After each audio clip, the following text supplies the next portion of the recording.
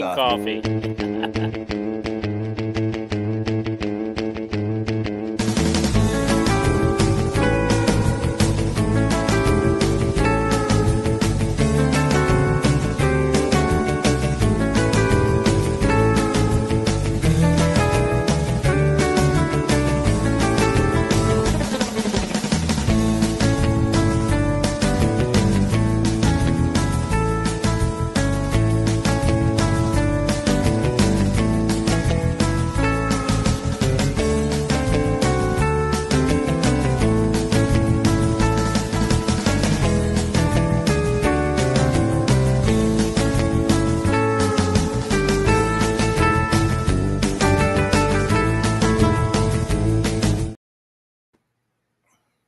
All right, welcome to a Wednesday night edition of Talking Iowa Hawkeye Sports.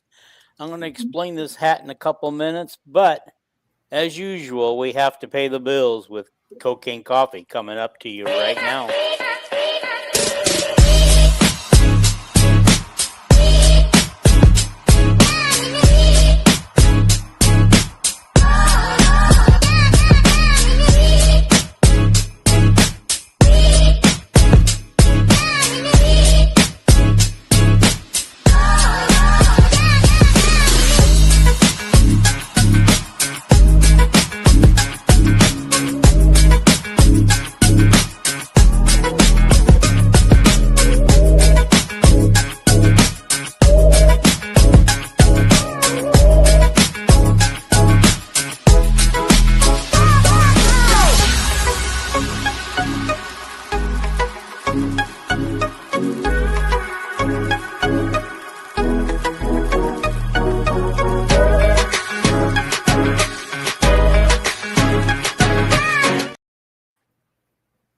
Alrighty, so if you can look at the scroll down here, you can go to cocainecoffee.com and go to cocainecoffee.com and use the promo code VILLAINS15 for 15% off your purchase. So I'm waiting for you guys to do that and try the coffee and let us know how well good it tastes. It sounds like it's going to be a mighty fine tasting coffee.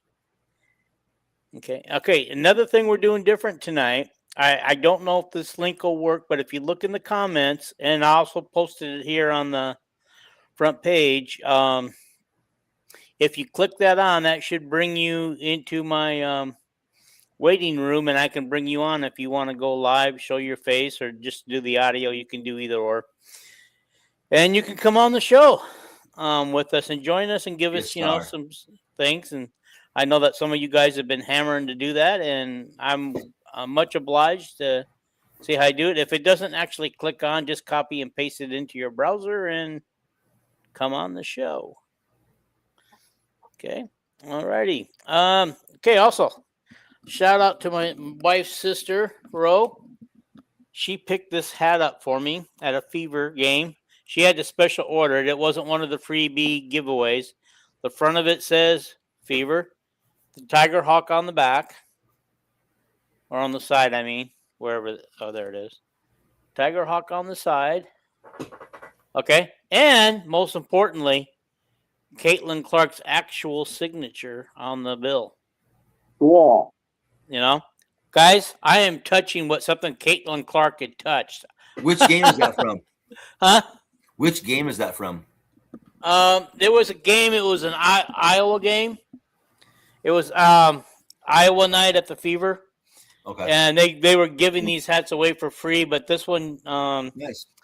They weren't able to go to that game, so they didn't get the freebie hats. But my sister-in-law knew somebody and got me the hat, and it was for my birthday. But it took about a month and a half to get to me because they were trying to get Caitlin to sign it, and she finally did. Express. Maybe we'll get a real surprise today. And well, before tonight's game, maybe Caitlin will click on the link and she can be on it. Yeah. Yeah, Caitlin, click on the link and join us. Caitlin, I doubt that happens, but I do too. Is Caitlin playing tonight? Yes. Yeah, 9:00 on USA Network and NBC, I think. Boston is out tonight. Yep. Boston's out. Okay. They can't keep this whole team healthy, can they? Then Caitlin's sitting out tomorrow night. They're gonna They think it'd be hard on her back to play back-to-back nights. And then playing Phoenix is not wise. Boston's going to be back tomorrow night. Yeah. So. How crazy is this? Okay. Well, amongst our many questions that we have, we're not going to answer all of them right now. Mm-hmm. But I would like to have Rick talk about, because I know he's been on this WNBA, about what's going on with Caitlin and the commissioner. And now the Congress has gotten involved with their little letter and everything. And yeah, can you want to talk a little bit about that, and we'll just throw in our opinions here as you go, Rick? Okay. Well, it's pretty simple. The WNBA lacks in a lot of things, and one of those things is discipline, and not only of their players, who are at times very, what should I say, nasty. We say at times, but the management is undisciplined. They don't call the fouls. If you're not disciplined to call the foul, then how you trust the player to just, it runs downhill really fast. They'd rather let things slide than face what needs to be done. And now because of that, Congress has gotten involved. I mean, it's a very simple HR issue. If you create a hostile work environment, that's grounds for termination. Any walk of life. And I'm sorry, but Miss Thomas, you've crossed the line multiple times, whether it be Clark or Angel Reese or others. And I mean, it stuck out like a sore thumb. And to expect in today's political climate for Congress, someone there not to, step in and say, hey, wait a minute here, was silly. And now you've got Trump and the Republicans in your ass. And they can, if DOJ gets involved, they can go after anything. I mean, it could be gambling, it could be anything. You never know. And it's such a mess, and it didn't have to be that way. And it should have been that way from the start. Right. You knew when she came in, hey, and I get it. Sabrina Ionescu and Kelsey Plum went very similar things when they got to the league. But not like this, of course. But still, there is an issue amongst the old guards, they call them, versus highly publicized white female players out of the college coming in. Is Plum and is I can't even say it, Sabrina? Yeah. Are they considered the old guard or no? They're new guard. They'd be the new ones, like Clark. Okay. They came in as over a very hyped white player who hadn't proven shit to the league, and like Kelsey Plum said, they were there to take her head off. She's like, hey, what's up? They're going to kick your ass. You know what I mean? And you can't have that. I mean, I'm not saying Clark doesn't need protection, but she does the enforcement of the rules. Yeah, I don't think, she actually commented. I don't know. Do you remember what those comments? Chad Lysico and Scott Document talked about those comments this morning, that she finally broke her silence on the whole thing. She just said that, the officiating is not good. They need to pay the officials like full-time employees as opposed to part-time, employees. They need to enforce the rules. They need to, what was it that she said? She said we don't need any hate from fans. Yes. Treat everybody. We should all treat everybody nice. Yeah. Which, it's true. It's true. But we should. These ladies can go out there and be as competitive as they want to but they shouldn't hurt each other, and they should be able to, when the game is over, go out and have a drink together. Yeah. And laugh about the game, how it went. Yeah. I mean, how many times have I played like adult league softball or adult league soccer? And when we were done. We were highly competitive, but we were friends with everybody on the other team, and we all hung out together. Sure. But you see it. You see it out there, not just the WNBA. You see it at Little League games and everything, where the parents get in a fight. It's like, it's like it's American society kind of fanatical. Well, I want to say something about that Little League. My grandson played this is his second year of Little League baseball, and I want to tell you, I'm very pleased with the parents. Nobody got out of hand. Nobody was looking to kill each other.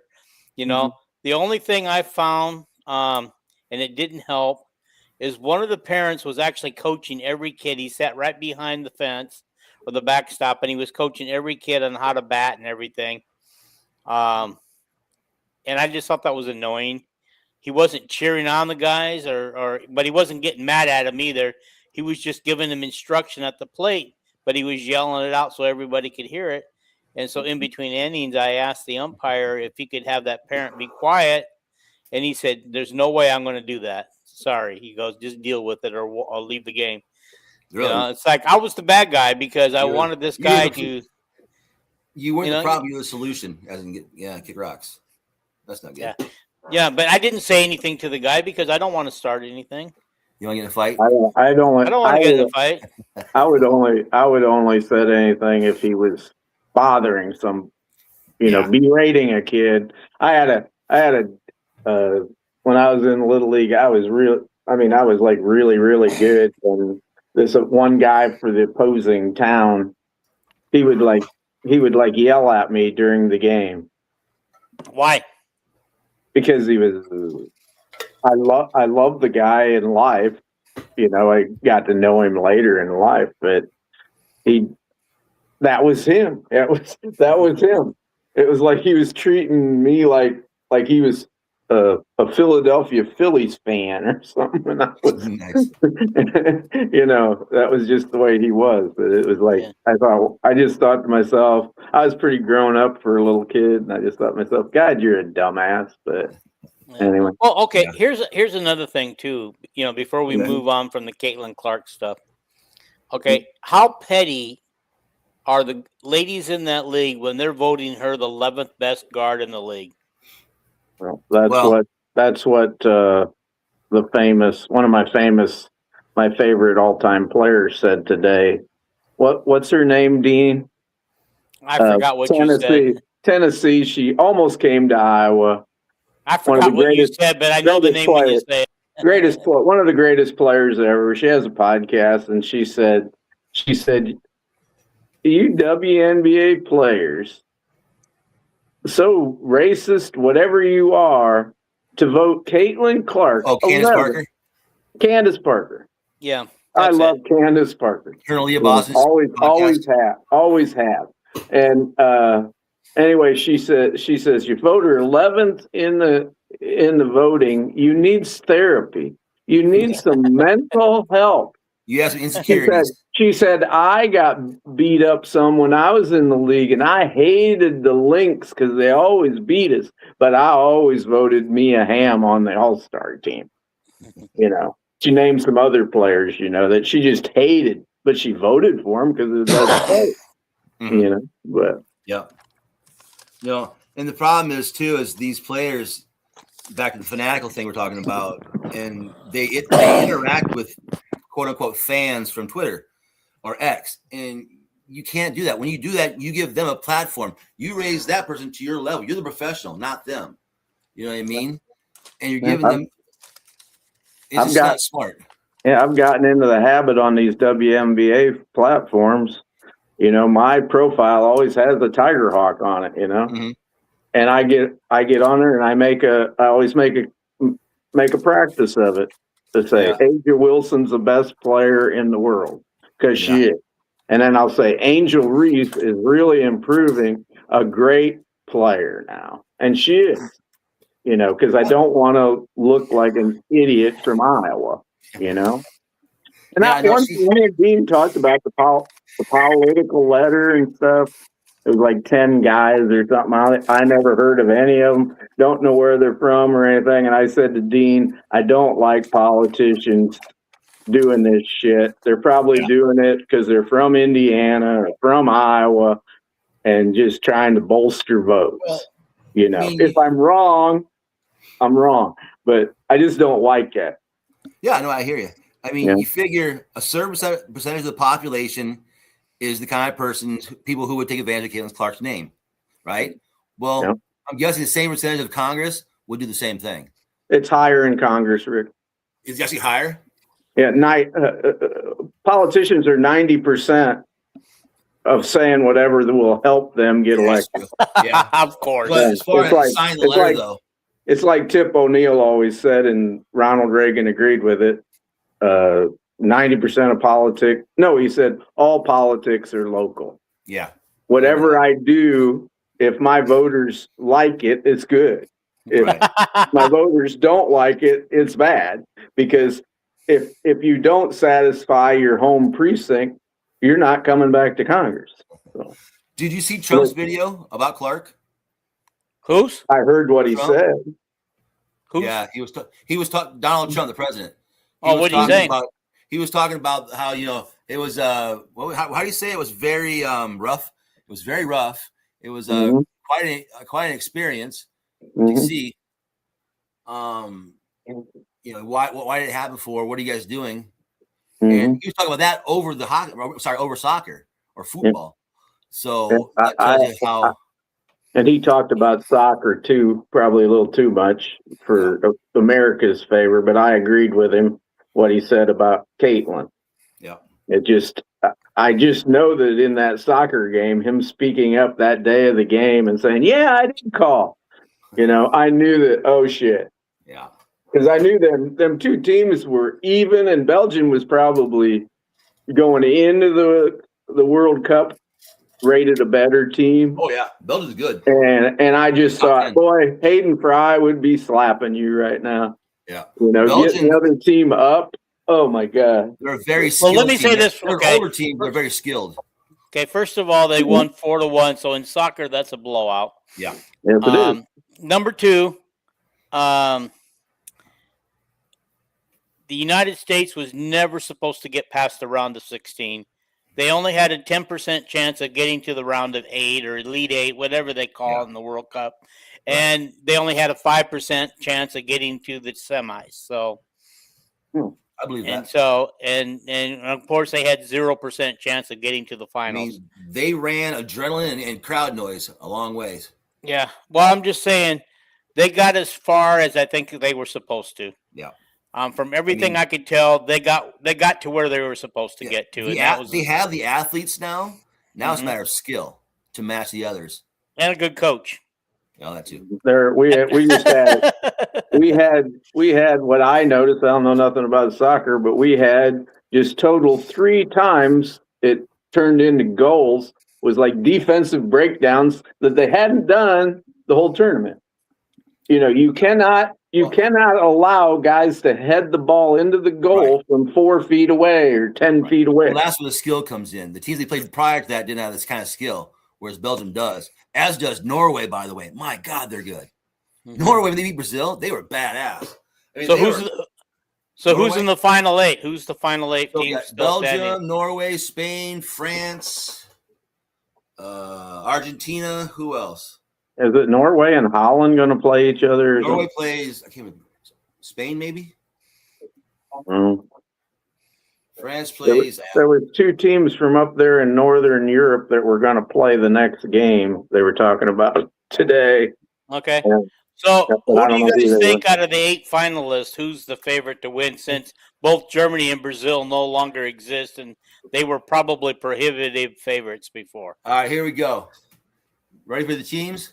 Yeah. Yeah, France, Morocco, Norway, England, Spain, Belgium, and Argentina, Switzerland. I would think Argentina. Yeah, yeah. That would be a prohibitive favor, and they also got Messi on there. Messi. Yeah, is he still the only one who scored for that team? No, he scored. He scored the second goal out of the 3. Okay, they come back. They were down 2-0, and came back with 10 minutes left and scored 3 goals. Yeah. And which team is Cristiano Ronaldo on? Is his team done? Yes. Okay. I'm pretty sure. Yeah, he had a bad. I'm pretty sure he had a bad match. His last I know before the cup started. I don't know anything about soccer really, but the one of the guys said Brazil is trash this year. They have no shot at all. Which I thought, what? And Germany had fallen way back, you know. Well, traditionally, they're not too bad of a team. I'll put no money on England. Okay. I will say this. On the agenda, I did not have World Cup on here. So, just to jump back, WNBA. Rick, you asked about having a poll on Caitlin Clark's team for next year. Yeah. And so we're going to ask everybody. I didn't know how to put a poll on here, I'll but we're teach you going to sometime. ask everybody if they think Caitlin Clark will be with the Fever next year, or you think she'll be traded to another team. Yeah. Where And does we she want to go? know who's that team going to be. Yeah. Yeah, Okay, I'm going to pick first. I thought his question was, what team do you want her to play for? Right. Okay. Yeah. I'm going to say the Sparks for me. Because you're in California? I'm in California, only less than 2-hour drive from the arena that they play in. Honestly, anywhere away. I don't want to see her in Indy. I don't want to see her in Atlanta. I don't want to see her in Washington, even though Washington's loaded. I don't want to see her in Connecticut. How about the Wings? How about the Wings and her and Becker teaming up? Well, who do you trade? Because they already have Jessica Shepard, who plays the same role as Clark does as a forward. In fact, what she had last night, 22, 12, and 11. And her fifth triple-double of the season already.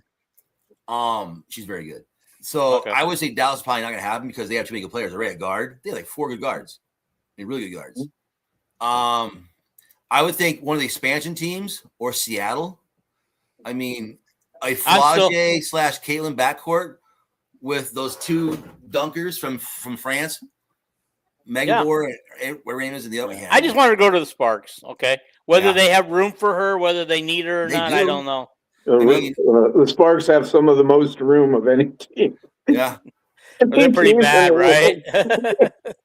Didn't we smoke them when we played them last week? I just want her to. I would want Caitlin to go. I don't know if I want her to go anyplace. I want her to conquer all. Yeah. Well, here's what's I want her to. I would like if she did leave. I'd want her to go with a great coach.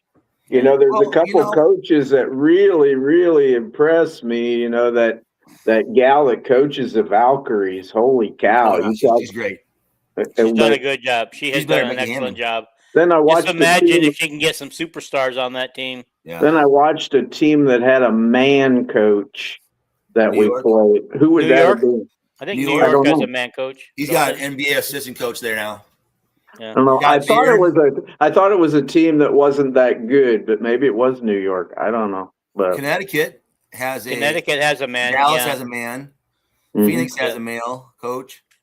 It seems weird, huh, to start seeing these male coaches pop up in the WNBA. But that's not unusual. Washington has a male coach. That's not unusual to be in love with anybody. He was the same guy that put Caitlin in the starting lineup in the Pan Am games or whatever that was. That's Phoenix's coach. Who? Phoenix's coach. Do they have good players? Do they have any other good players? They have Alyssa Thomas, the one who hurt Clark. Oh. They have. Put them on the same team. That would be perfect. Yeah. By the way, would you get really good? Yeah. Would you get a 1-game suspension for that after they reviewed it later? Yeah. Yeah. 1-game suspension and didn't even hurt her pocketbook. And a $1,000 fine. Yeah, that doesn't even hurt her pocketbook. Yeah, I don't care if Caitlin plays on a team with somebody she's had run-ins with. Right. That doesn't bother me because I know sports. You know, I don't care if she plays with Kennedy Carter. She'd be great with Angel Reese. I mean, ridiculous. Yep. You know, she'd make Angel Reese look even better. Well, because the thing is, she would play to Reese's vanity. I'm going to make you fucking look good, not only off the court but on the court. They've always played great together. You know, I mean. So in that rookie all-star game, he must have gave Angel 12 points right off the bat. Yeah, and still Angel Reese still doesn't like her. No, things change. Yeah, when's the all-star game? Things change. I used to like Rick and Dean, you know, but when is the all-star game? That's a joke. That's a joke, people. We know that. We just let it roll off our shoulders, buddy. We heard you. All right, let's continue to move on. Let's get to some real Hawkeye stuff. But did he have a couple other WNBA questions, or are we going to wait till questions for that? Question time, yeah. Okay, make sure we don't forget them. So I know we got a lot of questions to get to. All right, guys, sad news today. Sad news. Opened up my email today to see that the Swarm is no more. Really? They're giving all the funds that they have left over to the flight program at Iowa. They're doing this because of rules that that the Swarm can't possibly follow. Basically, is what I took it as. why are you sad? I am sad because I don't think the flight program is as good as the Swarm program. That's why.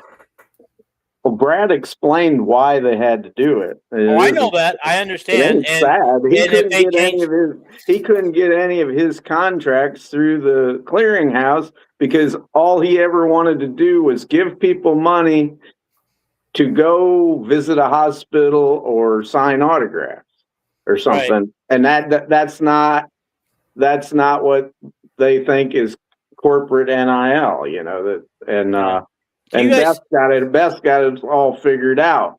Mhm. She's going to raise all this. The flight, raises the replace revenue share, so we don't have to cut sports for the Mhm. budget. And then this extra that they're going to raise, and I'm sure Brad's going to still be in the background raising money and donating money.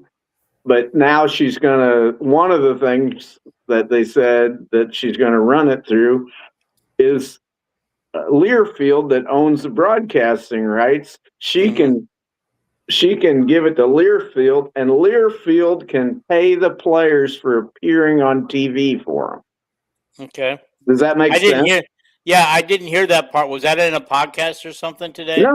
No, it was on the On3 thread, and then did you get the email? I got the email, but he didn't go into that kind of detail. Couldn't remember whether he had that on the email or anything. That Brandon that does it on the Villains Network, he contacted me and he goes, "I bet you're sad today." And I go, "Why?"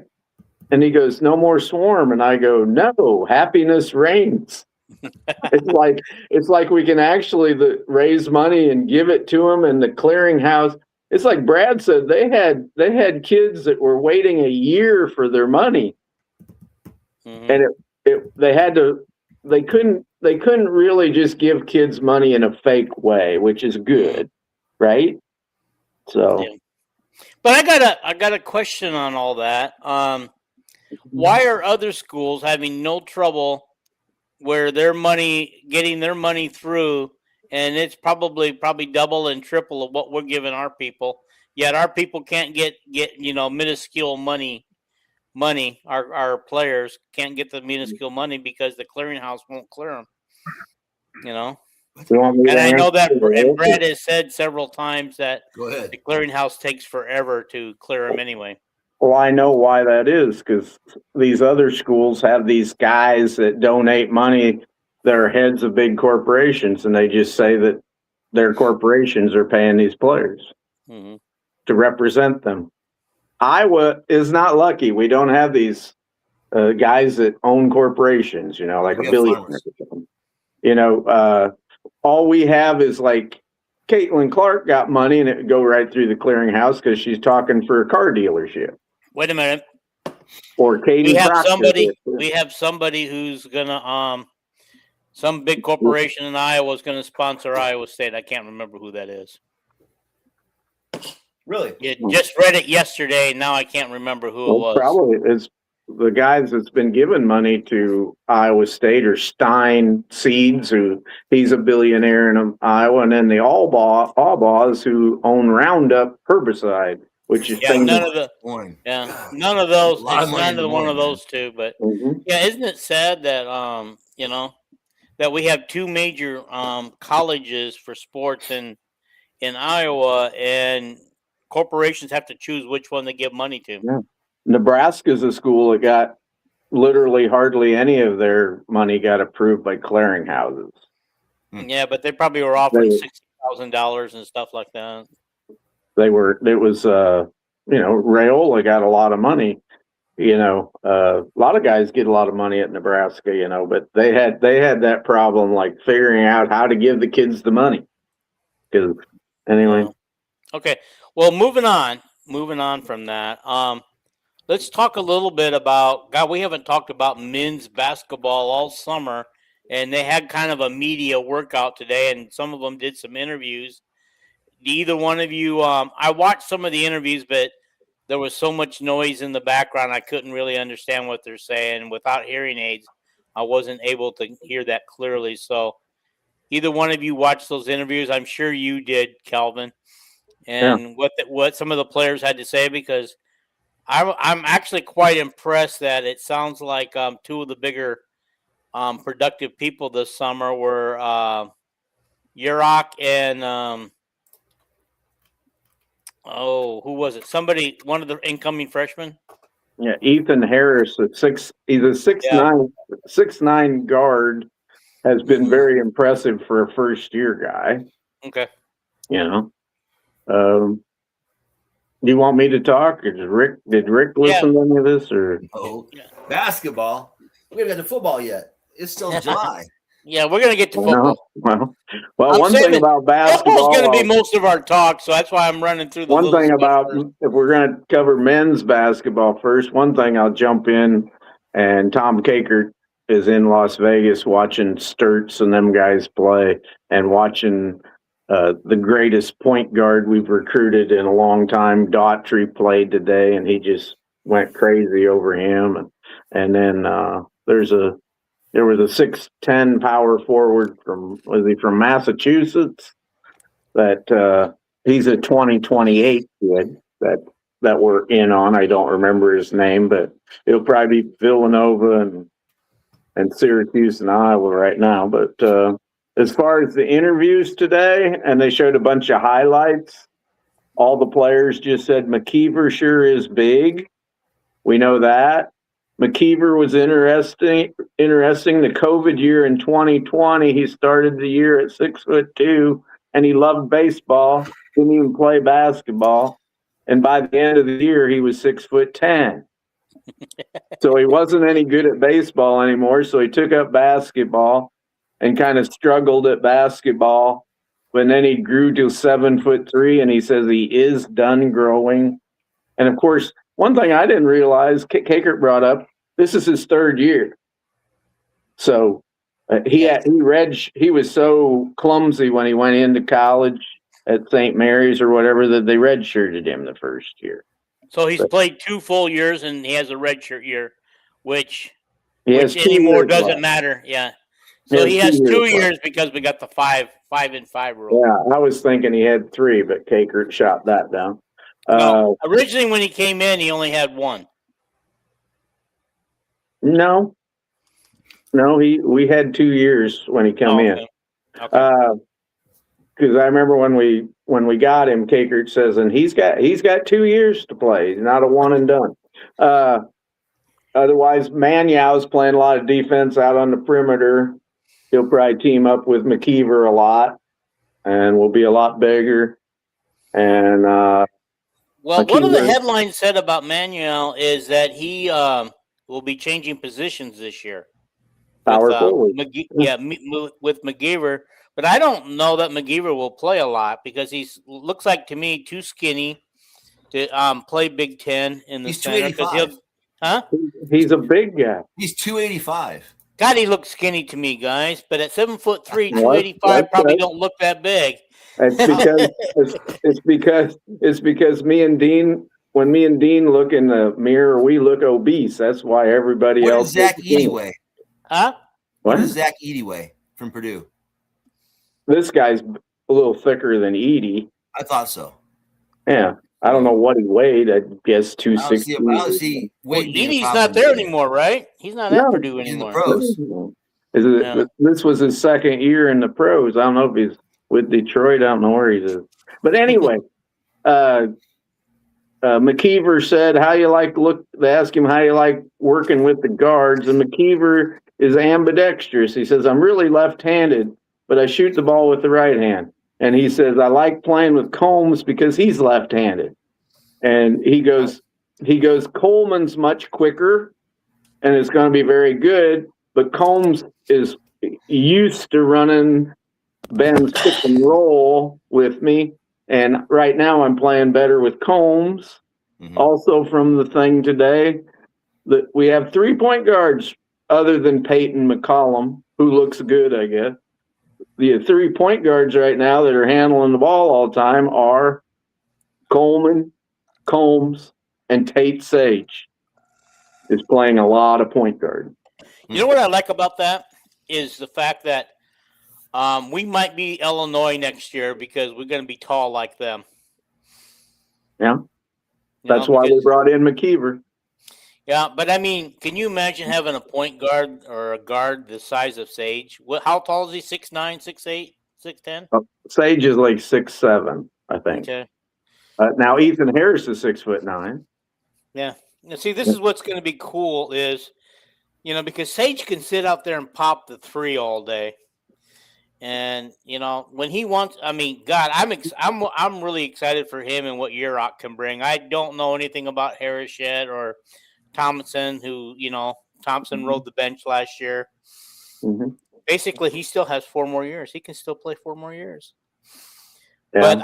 But at first I thought, what a waste on having him skip his high school year and coming a year early. But the more I think about it, think of how much he learned from the bench and in practices. He still learned a lot to get ready for what is his sophomore year. But well, he was kind of teed off at the NCAA today in the interview. Why? What did he say? He said, "If I get 5 years, why did I redshirt?" He said, "What a waste! I could have played in at the end of a few games or something, Which I understood. But nobody knew that 5-5 was coming, right? Nope, we didn't know for sure. Nope. Yeah. So they had to protect his extra year just in case. But I can understand anybody who redshirted this year. They're looking at like, well, why the hell did I redshirt? Yeah. They asked Jaden Kuhn, who is by far the best athlete on the team. Talk about he's 6'6" or whatever, but he plays 6'9". The way he dunks and jumps like Cooper DeJean, But they asked him who was really good in practice, and he says, "Oh, by far the 2 best right now in practice are Tate Sage, which we would expect, and he said Howard. He said Howard is just shooting lights out, much smoother, ball handler and everything." So my favorite player is showing up, man. He's gonna maybe get more playing time this year. Good for him. Well, they're so deep this year, boy. They're gonna play they got a lot of players. I prefer that. What's that? I prefer that actually. Yeah, playing a lot. Kind of like Tom Davis played a lot of players because they get. But this is different. I mean, because Tom Davis pushed the ball up the court, and their defense was Brad Lohaus up on the front, on the point of the, and people couldn't get the ball around him because Brad Lohaus was so tall. Mm-hmm. But us playing more defense than anything else, I like that because, and if they play a lot more, because these guys are going to wear themselves out a lot quicker on defense than they would offense. Yeah, when they talked about the 3 point guards, which the players were talking, I didn't see any interviews with Ben today. Period. Mm-hmm. But when the players were saying we got 3 point guards, Tate Sage, and I thought Tate Sage, it's like awesome, and Combs and who was the other guy? Oh, Coleman, the transfer. I thought. And then the day before, I heard the same thing from Coach Barrett. She goes, "We got 3 point guards. We got Chit Chat and Danny Cambridge, and we got Stremlo. They all can be point guards, And I thought, well, Ben has them too. The only thing is, Ben has 13 good players, and Jan probably has 8 or 9. So. Well, only 10 are practicing. Not as deep. Yeah, the Sweden girl for the women, I mean, she's going to be so far behind. I doubt we see much of her off the bench this year. Yeah, I don't know. I don't know. I don't think Medina's going to play much at all. But I think she'll play. I think she'll play. I think. Yeah. I mean, she'll probably get at least Callie Levine type minutes at least. Well, that's what I said. Not play much. Okay, average a point a game for the season or something. But the one thing Jan has to learn to do is trust her bench a little bit, because that's what hurt her in the tournament, by narrowing her bench down to basically 6, 7 people at the most, and she was afraid to go any deeper. Well, she forgot that she went deep against a lot of good teams in the Big Ten, and they still won. Right. And I hope Jan learned her lesson this year. But are we ready to move on and talk about the ladies, or do we want to still talk about the men, guys? Well, Jurok's looking good. I was going to try. Did I mention about all the players? I think. Okay. Yeah. Mm-hmm. Ready to move on. Yeah. Okay. Before we do that, okay. Go get coffee. Yeah, almost. I want to let people know I did put a link up there. It's right there in front of you where we're at, right underneath me and Kyle. I mean, me and Kelvin. Mm-hmm. You guys can join in if you want to come on the show a little bit. That would be wonderful if you could do that. You can actually leave comments and ask questions through the usual way. So far, we're not getting any comments, and we're not getting nobody's wanting to come on yet. So I promise to bring you guys on and read your comments, and if my clicker will allow me, I'll even show your comments. But right now, we have another version of cocaine coffee. Yeah. We are part of the Villains Network, and so everybody gets to whatever revenue we get, we all get to split it. There's a lot of people, so I don't expect them.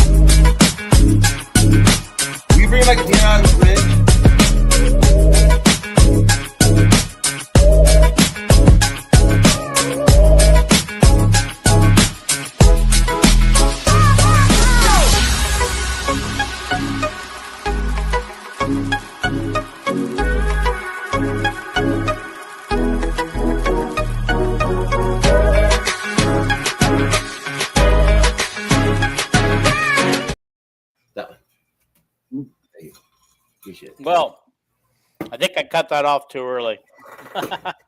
But our mics were muted, and I heard one of you guys talking.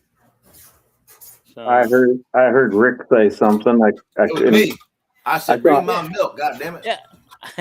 I just like how in the heck? Because I saw the mics were all muted, all three of our mics, and yet I don't know. Somehow we got through. I got up and blew my nose. I don't know if it was subconscious because of the mentioned cocaine or what, but off I went. Yeah, so far, no comments on anything unless they're commenting and it's not coming through like that one day. Yeah. Oh, wait a minute. Nick Slick he said, I might be late with this, but does anybody know why Cooper didn't practice today? I'm assuming it's nothing serious. Okay, Kelvin, you knew about it, so tell me about Kelvin. I just on 3 thread, they said, these fans know so much that they don't say publicly, but on that thread they go, Coop will miss practice today, and because there was no coach talking, nobody breathed word why. But okay. They say he's looking great and he's the leader of the team.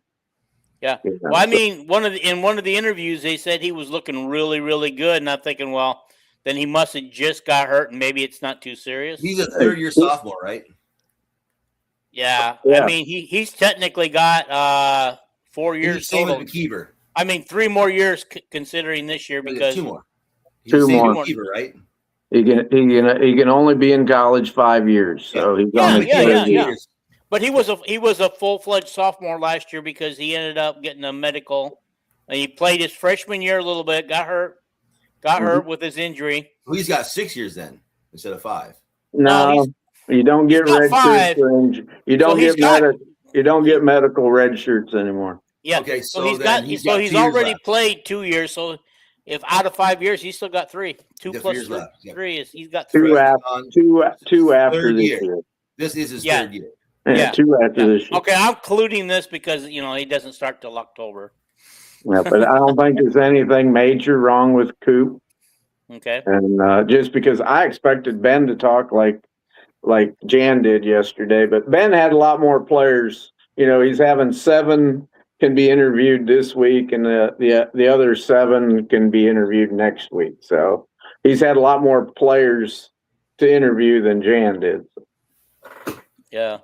Well, I like let's get into the women now that we're there. Mhm. But I listened to part of it to the Bria Cambria interview a little bit. She had a hard time hearing the questions because she was struggling to get the questions answered. And I don't know who the interviewer was, but he kept asking the same question somebody else asked her when she first signed with thing and wanting her to repeat the same answer she gave before. And it's like, couldn't you come up with something different? Yeah. But each player, there was like 3 different interviews for each one. And a lot of them were completely different interviews than the other. I like that. So I listened to every one of them. I just found one on YouTube for each. I'm assuming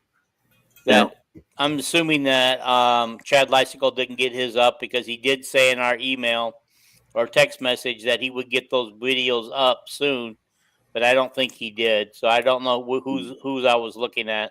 I shared all of them on our messenger. Okay. If there was 2 or 3, I listened to it, and if it was different than the other one that I'd sent for Bria, then I'd send it. I thought it was very interesting. In high school, she ran the Lisa Bluter 4-out offense, and they called it the Iowa offense. Iowa. Let's run Iowa. So. So hey, she comes in with an advantage.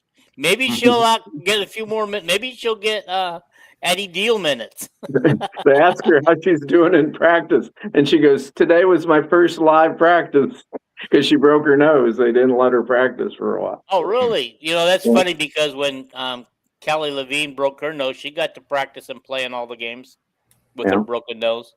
Yeah, that was tough. Yeah, I'm gonna miss her. I can't. I got to figure out how to watch UNI games this year. If you guys can help me figure out how to get UNI games, ESPN Plus. Oh, there you go. There you go. And I get ESPN Plus for free. Don't you have VC? Yeah. You can look up any game on that VC.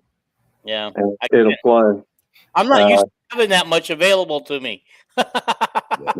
Missouri Valley games are on ESPN Plus. Yeah. There was, I will have to say this, I don't remember when it was, but there was one Fever game I was not able to watch on it because it was nowhere on my system, and I searched like crazy to find it. So I don't know if that was like maybe on a WNBA, because they don't have WNBA on there. No. But anywho, moving on. Again, guys, I want to say that was about the only information from Bria that hadn't been regurgitated over and over and over again when she came to Iowa. Yeah. Yeah. Because they're all like, "You're a Division III player. What's it like?" I can't wait. Did you play in front of like maybe 75 people? And what do you think it's going to be like to play in front of 15,000? Yeah. I can't wait till we start talking about the star of yesterday, Journey. I earned my minutes, Houston. Did she say that again? I know she said it earlier. No, I say it all the time. Oh, okay. I say it all the time. I want an NIL shirt come out with it on. So it's the greatest thing. It was her jab at everybody that transferred. Well, I know that it was a kind of a jab at everybody, but it's really at Deal. It's more at Deal. That's your take for it. Yeah. I bet it's at Emily. It's at all of them. Well, I'm gonna play. I don't want to play because I ain't starting, and I got to have minutes or I'm transferring. I will say this: when I saw Journey's video today or yesterday, she has definitely lost weight. I don't know how many pounds she's lost, but she's look slimmer and trimmer than she did last year. And she's not my favorite player because she was local. I was not that high on her going into high school.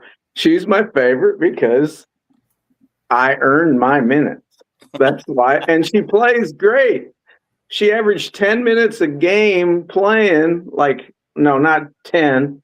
She averaged not even half a game playing, and she averaged 5 points and 5 rebounds. Yeah. Shot good percentages at every spot. And then yesterday in practice, she didn't miss 3-pointer. And like Dean said, she has lost a lot of weight. She looks like a guard, so. Yeah. Jan's got a good problem on her hands to figure out her starting lineup because they probably have 7 starters easy, maybe 8. Yeah. I don't know about that. But I want to I got to back up here a little bit. I just want to remind people that the link is there. You can click it on or copy and paste it in your browser, and you can come on and join us if you'd like to. Or you can click on the link on the comment section, or you can just comment like Nick Slick did just here a few minutes ago.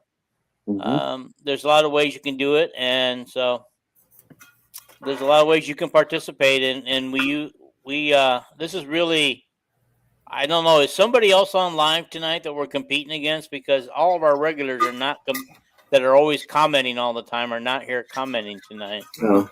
It's summertime. Yeah. You don't know what's going on. If you want to watch PCA hit 2 home runs in a game or whatever, you got the Cubs on right now. So WNBA's on. Yeah. And my Angels, are they on? They're usually on around 6 o'clock here. Oh, you want to talk about any?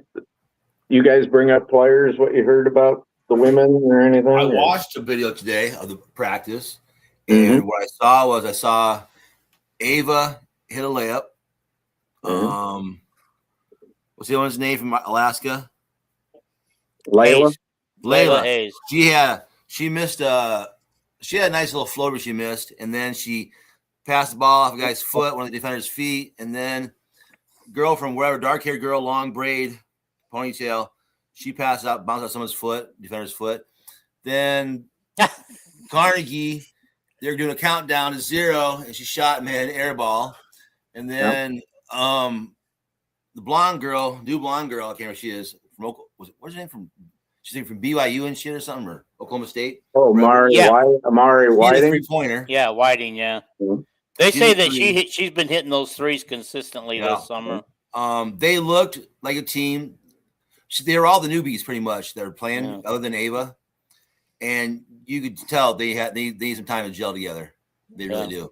And I also heard through the interviews that Chit Chat is just taking over as a team leader and is being more aggressive, and I think one of the things that hurt her earlier in the season is that she wasn't taking charge the way she needed to. A point guard, I don't care how old you are or if you're new to the team, if you're going to be point guard, you need to take the team over. You need to put the team on your shoulders, and you need to direct traffic out there, much like Caitlin did when she was here.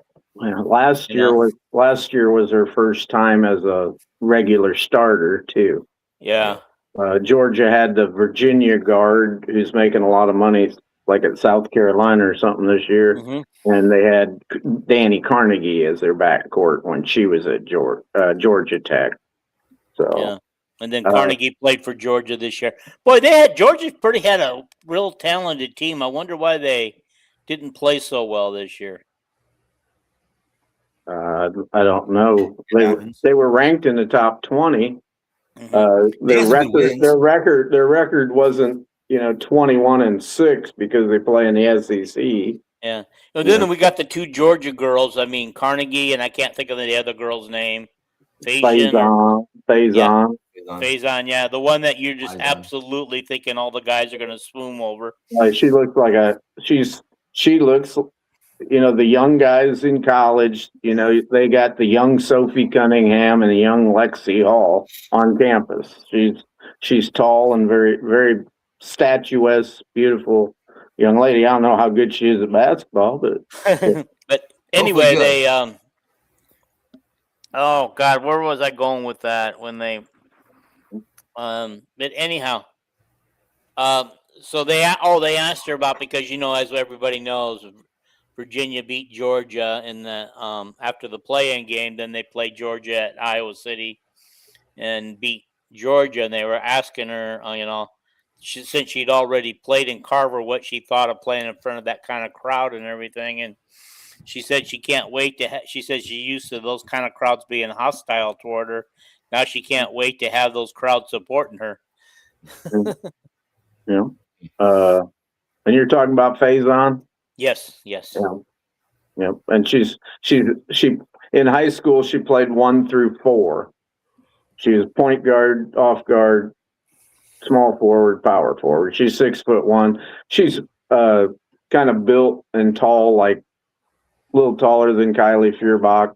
And then that girl named Tai Wu that played with Kylie the first couple years at Iowa. They were very similar. And then Tai Wu transferred because of the 5th year we had to get rid of some people because Cezanne was coming back for a COVID year.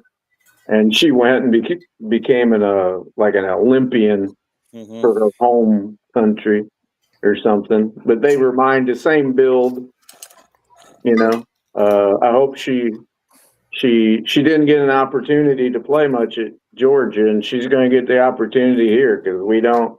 This is not a very deep team. No, she's going to have to play.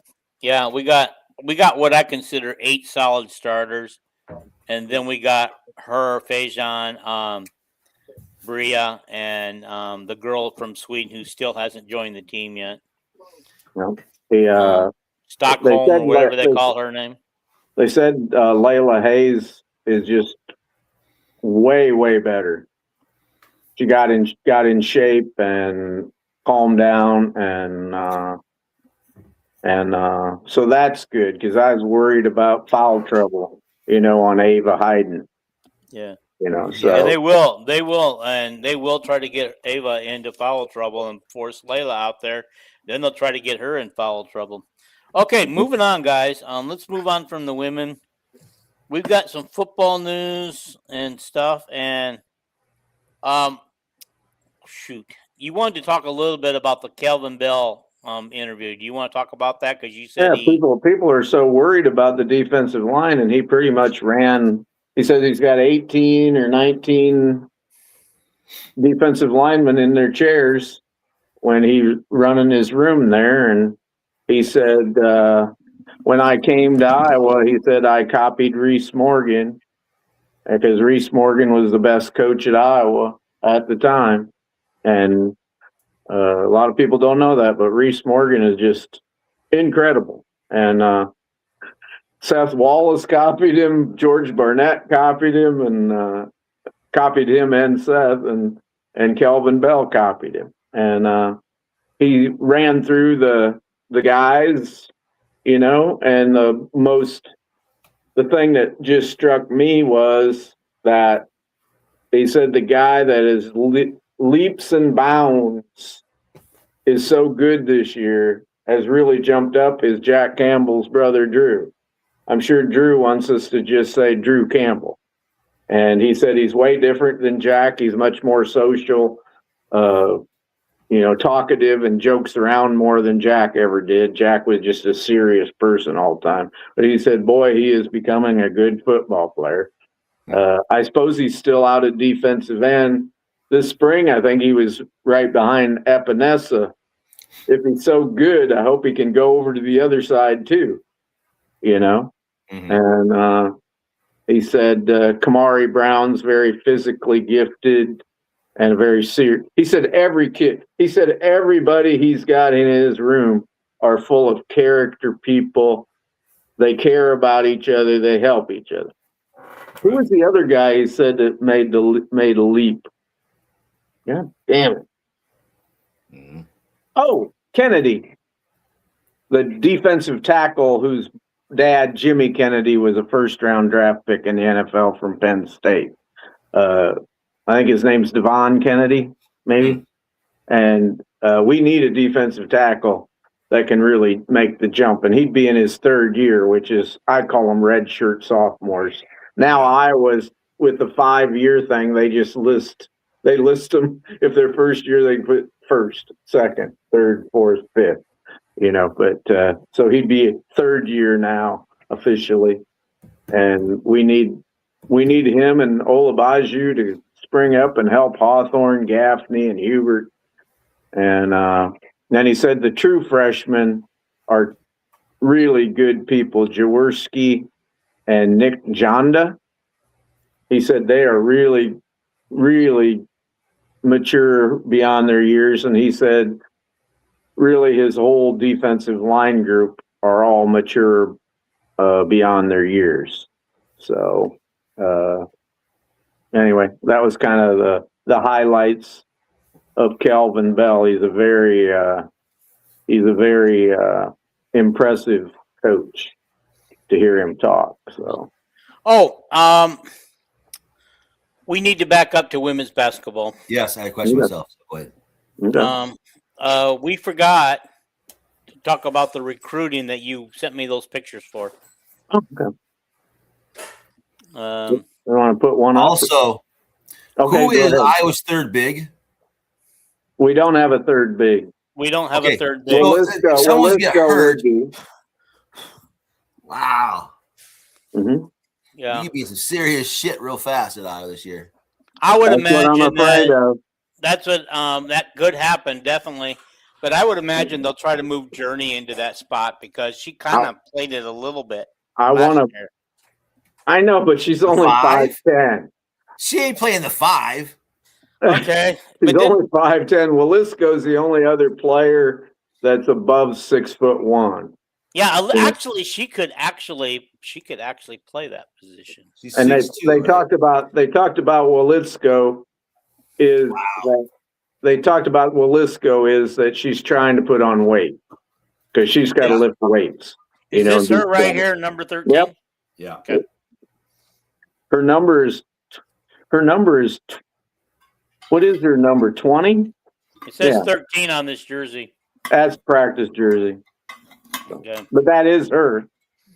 I'd know her anyplace. Alrighty, I thought that was her. Yeah. All right, let's Man. put. But I wanted to point out, Rick brought up foul trouble and only having 2 injuries. posts. I wanted to put up, it's like when Jan said, I think we can get by with 11 players. Well, a couple of them might not be that good. Maybe 3 of them ain't that good. I don't know. Wow. But it's like, if you get 3 in, there was a time last year when we had 3 players down at the same time. It was Emily Rodriguez, Mulaney, and Chit Chat. Chit Chat had whiplash and a concussion. What Yeah, are we it took gonna her a do while to get back, but when she came back. Oh my gosh, she came back. Well, I know that, but this year, if we have 3 go down, it's like, now we got 8 players, and 3 of them might not be any good. Let's go lose to Northern Iowa. Mm-hmm. Which can happen. think- But I wanted I to point out when he mentioned only having 2 posts is if we'd only had 2 posts in both years we went to the national championship game, we wouldn't have got to either one of them. Right. Because Cesano got in foul trouble, Stokey got in foul trouble, and O'Grady had to come in against Cardoza, and O'Grady played great. Also against Reese. She outplayed Reese for about 10 minutes. Yeah, I was going to say, and then the other year where they beat LSU to go to the Final Four, they would have never made it to the Final Four that year without that deep. I wish there was some 6'5" girl walking around the Iowa City campus and just say, "Hey, did you ever play basketball?" No. Well, come on out. You're going to Can start. you stand in the middle of the paint for a little while and just Can you foul somebody? hack somebody in the arm? More than It's just likely, like- if she's never played basketball before, she'll foul somebody. A 2 or 3. Yeah, that's too Okay, bad. what do you got up there? Is that I Jada got Stewart? this Soibert? is Jada Soibert. Yeah. That Number number one one ranked- player in one ranked. Wisconsin. Yep. Point guard, off guard, pretty tall. I think she's 5'11" or 6 foot. She's committed. Yep. Yeah, we have her. She's coming. Yep. You know, I'm surprised that Wisconsin wasn't able to keep her. To be honest, with you. Wisconsin never wins recruiting battles. Maybe till now. No, but now that they're starting to improve and getting some players on there. Maybe. Okay, now this is the other girl. I should think she's in the 2028 class. Where does she rank? 'Cause I can't see. There's two of them on there, but these are just a listing in Wisconsin. Yeah, Giraffe, who's a 6'2" guard who can dunk, should be one of the greatest players Iowa's recruited. If her and Nation Williams both came to Iowa, holy shoot. I still think we're going to get Nation Williams. I I really know do. you say that. Anyway, she's the number 8 player in the country and rising. Yeah. Nobody knew much about her, and then Iowa started recruiting her, and everybody's recruiting her from UConn to every place now. So it looks like to me like she's the number 1 2028 player in Wisconsin. That's right. She ought to be. And then the third player on there, is it Brittany Ketterberg? I think it's Kinsley Ketterberg. She's the number 3 player. Yes. She's a 6'1" guard from I think it's Oostburg, Wisconsin. Her dad's the coach. And she'd be about the 30th player in the country. And she announced her 10 schools, and Iowa's one of them. Of course, there's Illinois, Wisconsin, Minnesota, and then some schools that are major schools. I know Marquette's in there and everything because she's kind of a Wisconsin girl. The bad news is her sister signed with Wisconsin last year, so maybe she'll probably end up going there unless they don't want to play together. That's her there. That's her offers there. Iowa State, Michigan Iowa, State. Penn State, Minnesota, Virginia Tech, DePaul, TCU, Missouri, and the other one says GB. Is there a Green Bay college? Wisconsin Green Bay. Okay. I see Kansas Michigan State's on here. Michigan State. I can't read that last one. I can't tell. It's right in between Iowa State and Green Bay. Iowa State and Green Bay. Yeah. That's Marquette. Okay. Coached by another Iowa. Oh, I said Penn State. That's Kansas State, huh? Dang on. Well, they have similar. They have a similar logo. Except Penn State is never purple. Yeah, that's true. They're not a purple team. The purple people leaders. But anyway, that was my little markup on Wisconsin prep girls. And anyway, we'll take any of them. Lysandra Barrett talked quite a while, and she said, we're going to have hard conversations in recruiting the next 2 years because everybody on our team can come back for 5 years. And if we want some really good recruit, we might have to talk to a girl. And she didn't say it in that many words. She just said hard conversations, and then you know what that means. It means like, well, somebody's leaving. You got more years at Iowa, Miss Taewoo and Miss Kettering and other. I think they got room for 3 scholarships next year. I know they do.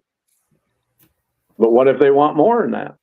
Well, they get a 4th, and they just have to. What if you want Nation Williams, Smith from California, and Manyao, and Soyberg does 4? Yeah. Soyberg's already coming. Yeah, Soyberg's coming already. So I know that, but you aren't going to turn down Nation Williams. No, you're not. Well, can you imagine with what we, with Velisco and if those other 3 or 4 would come for next year? Can you imagine how good in about 2 years Iowa will be? Yeah, we ought to be really good this year if we just have a little bit of help off the bench and we avoid injuries, and we should be great the next year. And we should be great the next year. I think Danny Cambridge is probably the only one that ain't going to stick around for 5 years. Think she'll go WNBA Carnegie. after I the keep 4 calling years? her. I keep calling her Danny Cambridge, but Danny Ava might go Carnegie. after Yeah. 4. What? Okay. Ava might go after 4. She says she's staying for 5. Really? Yeah. Wants to Ava go 5. says she's staying, but we'll see after her Talent's there to go. after her senior year. We'll see. She might be, her What's age her and stuff major? might have her. The thing about Ava is she says she's 6'4", which she isn't, and that is not a great height for a center in the Be a boss. WNBA. It's like Layla. Do you know how I know Layla is not 6'4"? Because Layla or Ava? Ava, because Layla does this podcast, and Layla asked Tate Sage how tall he was or something, and Tate Sage says, "Well, I'm 6'7", and he goes to Layla, "How tall are you supposed to be?" Because they had stood up together, and Layla let out the secret. She says, "Well, I'm supposed to be over 6'5", but I'm really 6'3 3/4". So I know Ava ain't 6'4" then, because I know Layla, when they stand together, Layla's taller. So. Yeah, just a little bit. Mm-hmm. All righty, guys, let's move on to our questions. Okay. Okay. I know that people are just waiting for our questions, and you guys can add your own questions, because I was hoping I posted all over the internet today to ask you guys to post some questions for us. Unfortunately, you guys did not, but Mm-hmm. I was hoping you still would. But in that event, all 3 of us came up with some questions Mm-hmm. to ask. Okay. Somebody made a comment, and I want to ask this question to everybody. Is Caitlin Clark a negative effect on her team because they seem to play better when she's not playing? Is she a negative effect on her team? Is she a negative effect on her team? Yeah. I don't think she is a negative effect on her team. I think the effect of her, like a butterfly effect, is becoming negative more and more by the day. Okay. And that's a sad thing to say, but it's true. She could have been the great uniter, and now she's become the great divider. Yeah. But so yeah, it depends how you're asking. As far as she goes, honestly, she's having her best season of her career right now. Well, it's only a 3-year career, but points wise, she's got what, almost 22 points a game, just under 8.5 assists. She's like the 3rd or 4th leading scorer in the WNBA second in assists right now, behind Thomas. Yeah, I mean, she's shooting well. Yeah, and yet she still managed to be a starter, though. She still managed to be a starter in the All-Star game, even though this is what drives me nuts about Stephanie White and trying to change Caitlin's game and to make her more of a point guard than a 1. She's no longer rebounding like she used to. She stopped rebounding. She's not aggressive anymore for rebounds. Right. And the big thing about her rebounds was she's rebound, boom, she's in the fast break, right? Yeah. Now she's waiting for the forward or center to get the ball to then pass to her so that she can go, okay, now pass it to you. And it's wasting a second every play, right? And that's a huge, when you're trying to make fast breaks over and over, 3.5 seconds, they say, that's a big amount, that's a large amount of time to be wasting. Yeah. Well, they got, like Lisa Bluter said, you just got to let Caitlin do her thing. Right. You want to win, let Caitlin do her thing. She knows what she's doing out there. Caitlin needs to be less demonstrative on the court with the refs. I would agree. She's a pro now. Caitlin, you're a pro now. Be getting close. Yeah, she must be getting close to getting her maximum number. She has 2 more to go. 2 more to go? I think. Yeah. And the season ain't even over until September or October. Yeah, she's going just under halfway through. Yeah. They have 24 games left. They played 20. Yeah. Okay. All righty. Keep it on the Caitlin Hey, Clark thing. Do you want me to answer the question too? Yeah, go ahead. Sure, go ahead. Go ahead. I'm sorry. Every player, there's a negative and positive to them. But no, Caitlin is a tremendous positive for her team. Period. Yep. Alrighty. Okay. Does Congress letter have an effect on the WNBA? Congress? I would imagine it will. Oh, the Congress letter. Okay. Yeah. I would imagine. Does it actually change things? Does Yeah, I it think it will. does it get the refs Sure, protecting Caitlyn because more? they get. I mean, Here's what I are think. they antitrust? Who? WNBA? No, They're No, not. Okay. they're not. no, So the NFL got antitrust in like 1923 or something. So you're talking. I mean, you're bound by this. I mean, my point is, don't fuck with the government. Mhm. All right, you're a young fledgling league who's on the rise. Don't piss off the wrong people. Just enforce the rules as they should be enforced. Right. Knock this cutesy bullshit out the way. Stop hanging out online on Twitter, and just play ball, and you'll be fine. But if you keep playing these dumbass games, and part of the problem is too that the WNBA has no real, what's the word I call it? Reporters following them around. They have, basically influencers on YouTube who cover their games and talk about it, and it's almost always negative coverage. Right. They're looking for their clickbait shit. What's his face? Scott Agnes, the guy from the Fever got fired, got his credentials pulled. He was good at that as far as being a coverage guy and breaking down the game. That's why he got his credentials pulled. Yeah. And the fact that he was kind of stalking Caitlyn himself. Yeah. The thing I want to know as far as this letter, which I read the letter, fine to me. And then I got down to the bottom and I thought it was from a bunch of people in Congress. It's like 9 people or 10. 11 total. Like I said, what I want to know is I didn't recognize any single name on there. I was like, and I'm into politics. I hate both parties. And anyway, that's the truth. And I looked at all the names, never heard of a single one. Right. And my only comment to Dean was that could pull some weight if these congressmen are not from Iowa and Indiana. Well, what pulls the weight and is I have no idea Trump. where they're from. But if they were from, there wasn't anything like, oh yeah, them guys are just from Iowa or Indiana. That's why they wrote this. No. What pulls the weight is Trump and the DOJ can go in there and start doing shit and start investigating however they want and, manipulate the shit however they want. And let's face it, I'm not trying to be whatever, but Trump, don't fuck with him. You know what I mean? He will use and abuse. Yeah. And so they need to straighten their act out. The power that he's pulled before, which was kind of unconstitutional, would be to sick the, what do you call it? Is it the RTC? The FTC? Yeah, where he threatens to jerk their TV. Or FCC. Yeah. The communications license, yeah. Yeah, he's threatened to do that before, which is totally unconstitutional, but these guys there's freedom of speech, But yeah. Anyway. My point is that it's time to get your shit. You've been around 30 years. Kathy, thank you very much for your efforts. You've got us to the next generation.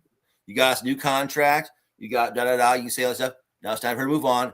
It's time for the WNBA to also grow a different direction. And that one is, hey, we have better athletes now. We have a better game. Caitlin Clark did that. Kathy dumbass didn't do that. Yeah, I know. But my point is, she was there when it happened. It was under her. Nobody was watching the WNBA until the girl from Iowa came along. And they still, when she's on TV tonight, the ratings for her game will be. Yeah, hang on for a second. I'm going to answer Hank's question real quick. It'll be 40% higher than the ratings for these other games that are on tonight. Okay. Hank wants to come on. Hank, you do not have to turn your camera on if you just want to talk. Just joining to talk men's basketball. I'd love to have you on. As soon as I see you, I'll bring you on. When I see you in the holding room. Okay. All righty. One other thing. Where are we now? Yeah. But anyway, it's time for Kathy to move on. Yeah. All righty. So, okay.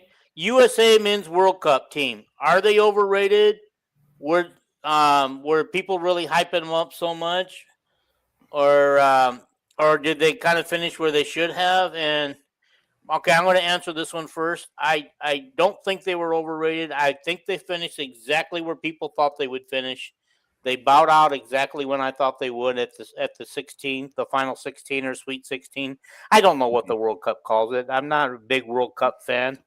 I do love soccer, but my question would be: say the World Cup was played somewhere in Europe or maybe even Asia, would the U.S. have gotten to the round of 16? Probably not. I don't know. I just home know cooking that, helps. It does. Before the World Cup, people weren't saying, the pundits, the people on the news and ESPN weren't saying, "Oh, the U.S. is going to win the World Cup. We're going to do this." They just said, "This is probably the most talented U.S. men's team, and it's possible they could do something." You know, I don't think they went farther than anybody thought they would, but I don't know anything about soccer, so I'll shut up. All righty, guys. Taylor has joined us. Taylor, can you hear us okay? Can you speak to us? Yes, I can. Can you hear me? Yep, Yes. I can hear you. We can hear you. All righty. Perfect. How are You fellas said you wanted doing? to talk. You wanted to talk men's basketball. So, what do you want to know, or what do you want to talk about? Yeah, I was curious. You may have talked about it already. Cooper Koch, is he hurt? We think so. Nobody's actually said. Yeah, whether no one he's knows hurt. officially. Nobody knows Perfect. officially, but we think he's hurt. But it can't be too bad because throughout the interviews today, the other players said he was having a hot summer. He was playing really well. My hope Was he? is it's precautionary. How's any concerns from the clips that we got today? Nobody said anything in the clips at all. I never have any concerns about any practice clips I ever see, whether it's the spring game in football, Kids Day, the women's practicing yesterday, nor today. I don't pay any attention. I watch it and I just think, don't matter. Just one blip on the screen, you know? Yeah. So. All righty. Fair. I don't know.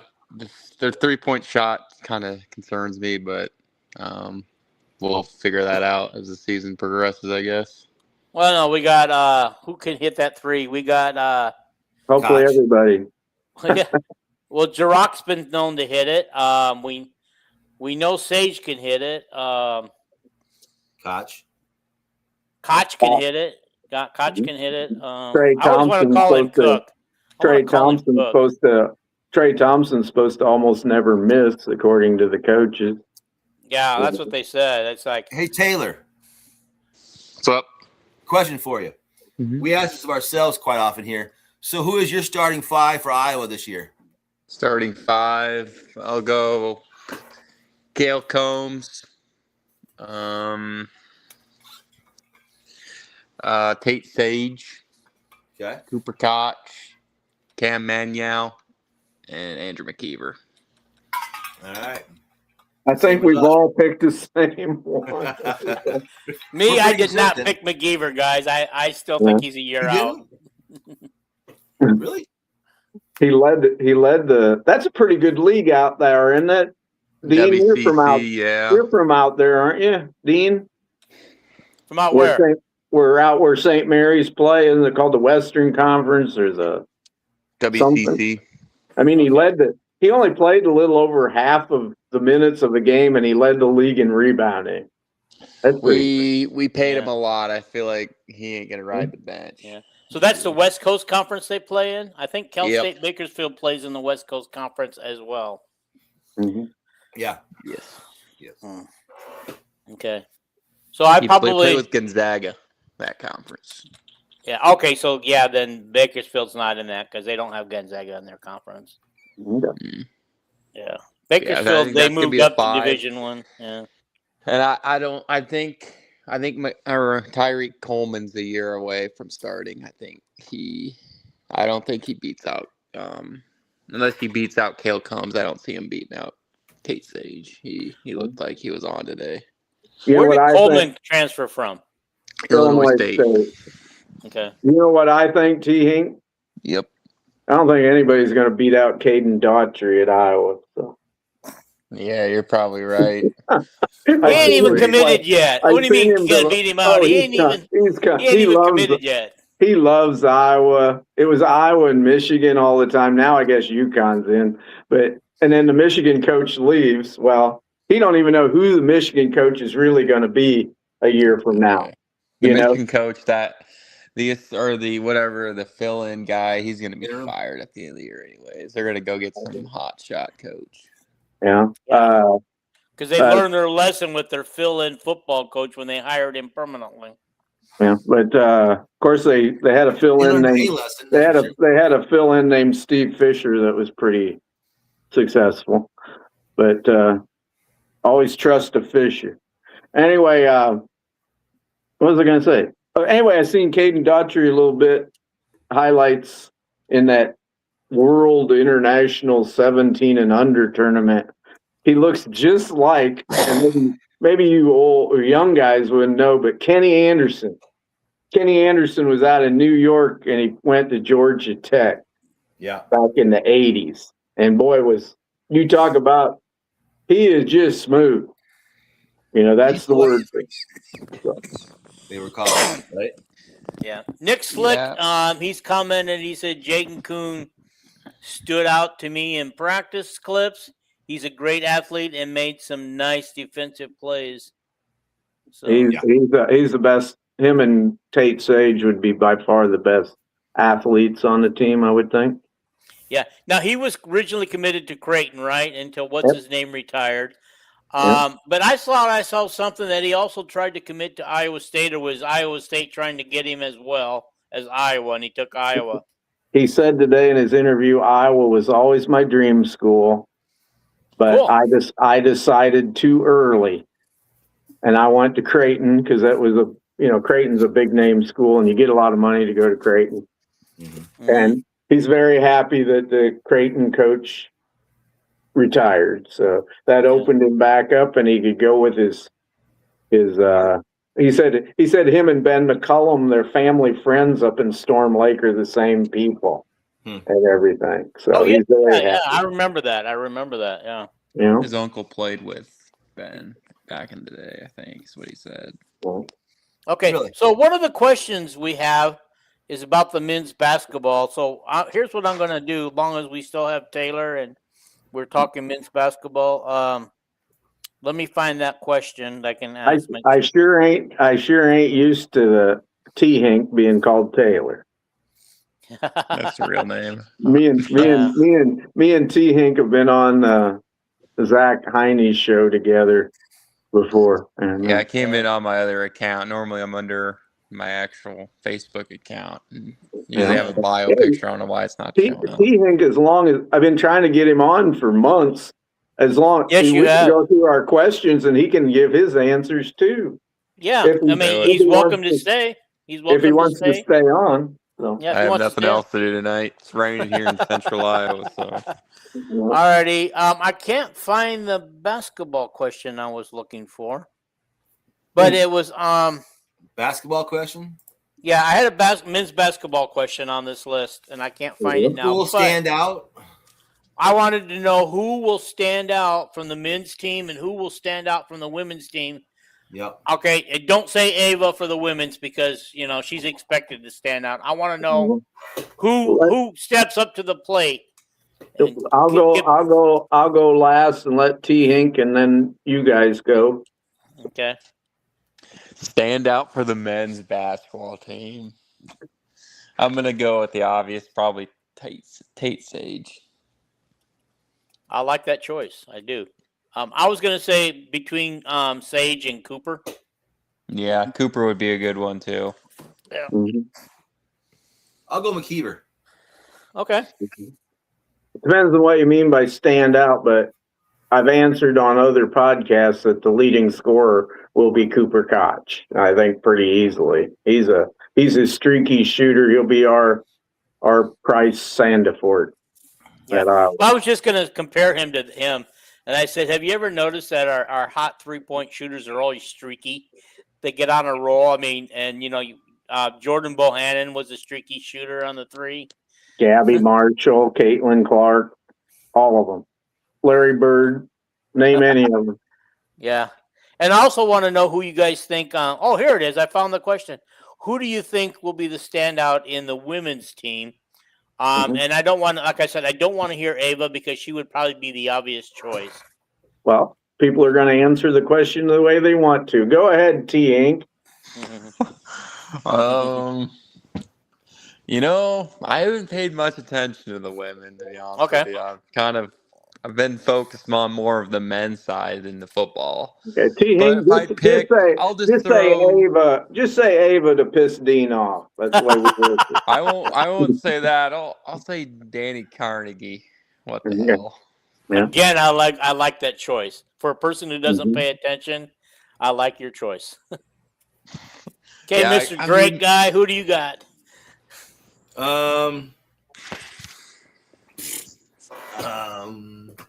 Well, out of sheer fear, I'm gonna go with I don't know. Who's gonna stand out? Honestly, anybody could. Yeah, it's like what do you mean by standout? You know, leading scorer, just the best player on the team. You know, so. I'm gonna say it's gonna be hard for her to stand out because she had a good. I'm gonna go with. Damn, I don't know. You know what? I'm gonna give it to Layla. Okay. She's gonna play. She's gonna lead score or lead nothing on the team at all. She's not having leading things, but I think she'll be consistently good enough this year to play 25 minutes comfortably a game. Okay. All righty. Stand out compared to last year. Did you answer the question yet, Kelvin? No, I was going to wait till last because I know I'm such a big influencer. But Yeah, there you go. I'll go with, I was going to go with the Jeloni Cambridge of Iowa, Danny Carnegie. But. Okay. Nick Slick, he's picked Journey for the women and Trey on the men. Again, those are actually really good picks because they're saying Journey's tearing it up this year. I have to wait and see on Trey Thompson. He didn't play. Yeah. He didn't play last year, so I have to see him in an actual college game. But what about you, Dean? I like Journey. I think Journey's going to be the one. I think Danny Carnegie is going to do okay, but I just think Journey's going to be our leader on this team this year. I just got a feeling that she's going to be the leader and take over the leadership role that this team needs between her and Strimlow. She's my favorite player, and I just wonder. I wonder if she's going to start. You know, that's a good. She could beat out Walitsko at the 4. She could beat out Whiting, but Whiting is never. This is her 4th year, and she has never not started a game. Yeah. You know, well, the crazy thing about this is like I said, she easily has 8 starters on this team right now. Any of those 8 could start. Any of them. Well, 8. Maybe not Layla. So I'll say 7 starters for sure. I think there's 8. You know, Layla. I'd put Layla in there, so that would be 8, right? Yeah, Layla could start. Would she be good? Who knows? But you could start. Yeah. Got your next question, Dean? I do. Okay. This one was submitted by our wonderful Rick over here. He goes, Gronk is going to play for the Miami Dolphins this year, or if he still makes the team. Does he get to play? And if he does, how many snaps does he get? And will he get most of his yards running or passing? Since this was your question, Rick, do you want to answer it first, or you want to wait and have us all answer it? Everybody else first. Yeah, because you'd be an influencer on this one because you've probably studied Miami better. A little bit. Okay, so here's what I'm going to say. I think right now he only gets in the preseason. All of his snaps will come in the preseason, and I don't think he'll get a ton of snaps because he'll probably play no more than 1 quarter at a time. Mm-hmm. And so I don't know how many snaps that would equal. Mm-hmm. But I would say that he will get more passing yards than running. And then I think he'll either be a part of the scout team, whatever they call that, the practice squad. Yeah, I don't see him being one of the top 2 or 3 quarterbacks on this team. I agree with Dean, but I hope he beats out Quinn Ewers. You know, and if he does play, obviously he's going to have more passing yards than running yards. Unless all he does is quarterback sneak. If you're in the NFL, you better throw the ball. You know, so. That's what they do in the NFL, pass the ball. How about you, Taylor? Where are you at with that? Is Tua still there? Tua Tagovailoa? No, he's gone. No, He got fired. they fired, signed. They signed a free agent quarterback. They have Quinn Ewers and another one, and Gronowski's a fourth one. He'll play in the preseason. Other than that, I don't see him playing in the regular season. Oh, that's two of us that think that. Well, I have him being the third quarterback over Quinn Ewers. So I think he'll be the third string, but I don't know. I don't see him getting any games. on active days in the NFL, very few NFL teams have three quarterbacks active. Yeah. They'll have one, in reserve. So yeah, but you never know. I mean, look at Mr. Irrelevant, who was buried very deep on the team at quarterback, and because of all the injuries, he became a permanent starter and led the team to a playoff. I think his first year, because of the other quarterbacks being hurt, and they decided to keep him. Okay, you guys know who that is? The 49ers. Rick's gonna answer. Rick, Rick. Who the hell's the coach down there now? I forget. I don't know anymore. I know they got rid of the skinny guy. Right.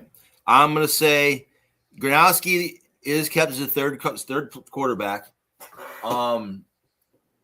He will play because someone gets hurt in front of him. However, it's be just mop-up minutes. And he will actually have more yards rushing than passing because only at the end of games, they're trying to run the clock out. Okay. However, that's a good theory. Theory. However, should the other quarterback get hurt and he's forced to start, I think he excels for Miami and becomes their starter permanently. Okay. Boy says that poacher Gronowski will be lucky to make the development squad. He knows the language. They don't even have a development squad, do they? Isn't it a practice squad? Well, it's the same thing. Okay. Yeah, he'll make a practice squad someplace in the NFL because there's a shortage of quarterbacks, I think. Yeah. Especially big quarterbacks who can go up the middle on a run. Okay. All right. This question was submitted by Kelvin. Yeah, it's got to be a bad one. Okay, it's going to be about the quarterbacks.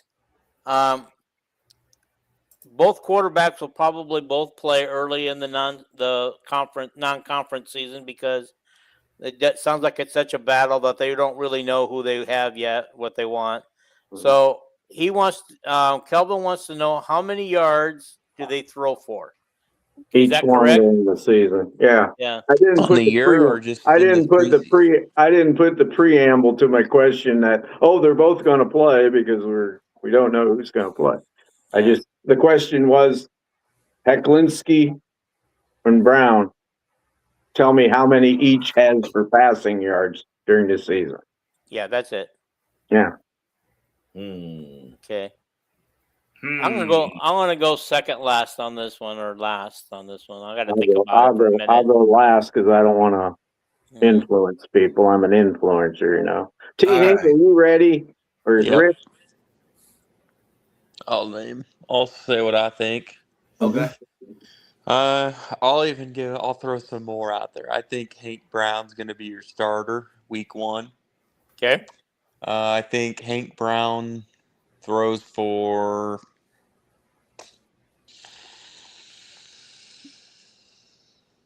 I'll say 600. And I'll say Jeremy, if he gets the nod, probably 450. Are you talking about in the first game or all season? They aren't going to throw for 600 yards in one game. No. Okay. He's saying only 1,000 for the full season. He's saying only 1,050 yards per season. Well, it just seems like it just didn't seem like that. He was saying about 80 yards a game. game. Passing game. I don't believe it. And T. Hink, I got a question. Go for it. Do you think a third quarterback will play? Because usually somebody gets injured, right? Yes, normally sometimes when they get like Brendan Sullivan went kamikaze into the sidelines at UCLA. Mm-hmm. Yeah, Kirk got mad at him too because he goes, "Hey, don't you realize we don't have any other quarterbacks besides you?"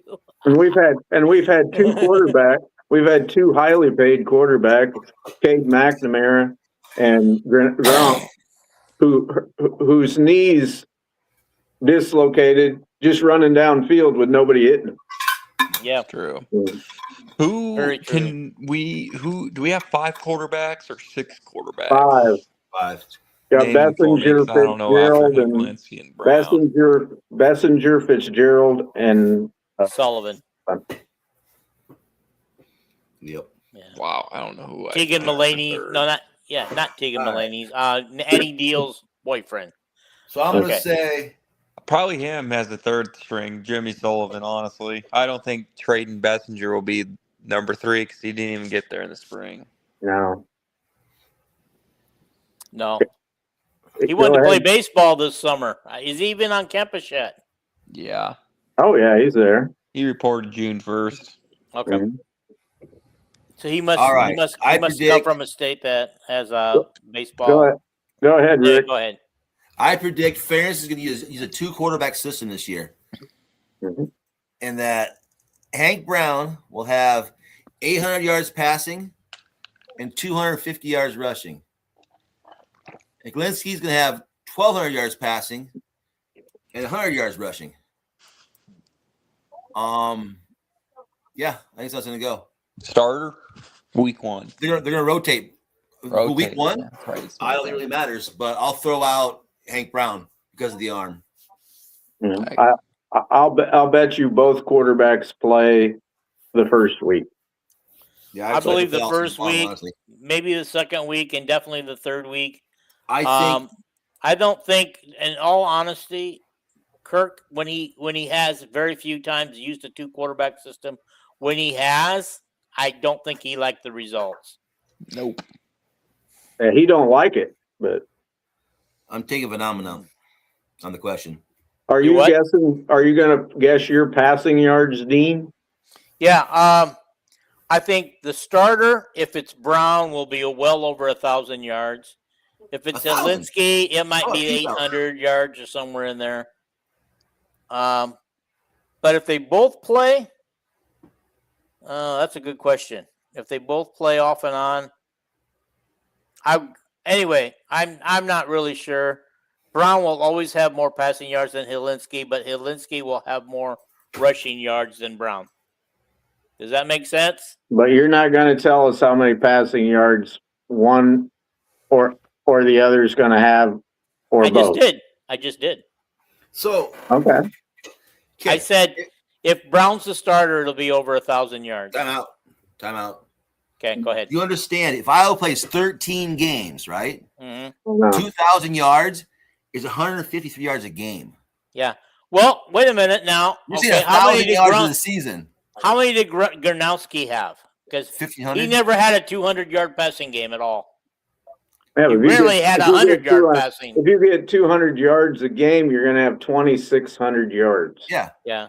Because So, we play You're 13 saying games. 1,000 yards for the season. That's 75 yards a game. Okay, Yeah, you're that's right. why- You're right. I think I undervalued this It's like- because It's like we crazy. got the wide receivers and the tight ends this year I'm to not trying to catch call think- you out, homie. It's just, wait a I minute. think Vanderzee will maybe get 70 yards passing in one game at some point during the season. I think Well, he'll get 100. I really short-counted him. I'm gonna change mine. 400. That's really screwing Yeah. him. Nick, Okay, got a question for you. I was While going we're to say talking it'd be about it, the- I was going to say that would be the fewest passing yards at Iowa since Deacon Hill. Bob Cummings was here. That's like Deacon Yeah, Hill. I numbers. wasn't thinking, but I was also thinking that with a 2-quarterback system, that not one of them are going to get 2,000 yards. But understand, the question wasn't, are we going to play 2 quarterbacks or anything? It was just like, how many each guy is going to have passing during the season? All right, okay. It wasn't who's going to start the first game or anything like that. It if you think Hank Brown was going to play most of the season, you could say 1,800 yards, and they say Heck Lindsey will get in and throw for 150. But that was Okay. the question. All righty. So we're going to move on to the I wide give my receivers. answer? Oh, yeah, go ahead. Sorry, I didn't realize you didn't give an answer. Yeah, I was waiting for last on all of them. I'm going to go Hecklinski's my favorite, but I don't know if he's any better than Brown because I don't know anything about either quarterback. And that's the truth. I'll go. My guess, I just thought it was a fun question. My guess is Hecklinski 1,560 yards and Brown 480 yards. Okay, so you think Helinski's the starter. Okay. I'm just guessing. I don't. Okay. All right. No, that's fine. I thought it was just a fun question. Yeah. I want to move on to the wide receivers because this fits into Nick Slick's question. He goes, I have a question kind of related to this between Vanami, Reese Vanderzee and Tony Diaz. Who do you guys think has the most receiving yards and how many? Well, that was the question I was going to ask for wide receivers and tight ends. So, I'll go first on Vanami will have like 400 and some odd yards catching. I think Vanderzee gets up around 800 yards. And I think Tony Diaz, I don't know anything about Tony Diaz yet. I know everybody's high on him. So I'm going to say he gets around 600 yards. So wait, catching. what was the first guy got? What was number one got what? Vanami? He had Vanami at 480 or something. 480, yeah. So and so that would throw out my passing yards. That would say 480, 800, and 600, dude. That's 1,900. Ain't adding up, man. Yeah. Yeah. And I don't know what Ostrenga would have. Guys, I want to get something out here. Let me get and it. And running backs too. Don't forget them. Yeah. We'll get to the running backs. We're talking wide receivers and tight ends. No, for receiving also though, they'll catch some balls as well. Yeah, they will. That's right. Sounds like Dean is not done answering this question yet. Yeah. Oh, I'm done with the question. Let us proceed then around the. I want you guys all to give me your take on it, and also ask for Nick Slick, his he wants to know too. Yeah, well, I'll go next just to keep the thing moving. Okay. I say Vanami is going to get 700 yards. Okay. He had a great last 4 games of the season, whatever. 700 yards for Vanami, which is close to a tight end record at Iowa. I'm going to go with Diaz is only going to get 580 because I think he's going to get nicked up and probably miss a game or two. Hopefully not the whole season. And then Vanderzee would be right around 600 yards. And I think the receivers, Brown and Hecklinski, he's their favorite receiver. They know that they can throw it up and he's going to get it, And other guys will get some yards too. So that's a lot of yards. There's 700, 600, 1,300, and 580. That's 1,880. Yep. In those 3. And I know Ostrenga is going to get a couple 220 or something, probably more than that. So anyway, and then you got Thomas Myers, the great young freshman tight end. And does he get more yards than Ostrenga or the other way around? No, I don't think so. I didn't like it that he dropped a ball in spring game. And you got KJ Parker and that Dustin Howard dude, and Dayton Howard. Running backs will catch balls, like I said a little bit ago. Don't forget about Evan James. Yep, and Bowie. They're gonna have 5,000 yards passing, man. Easy. That's right.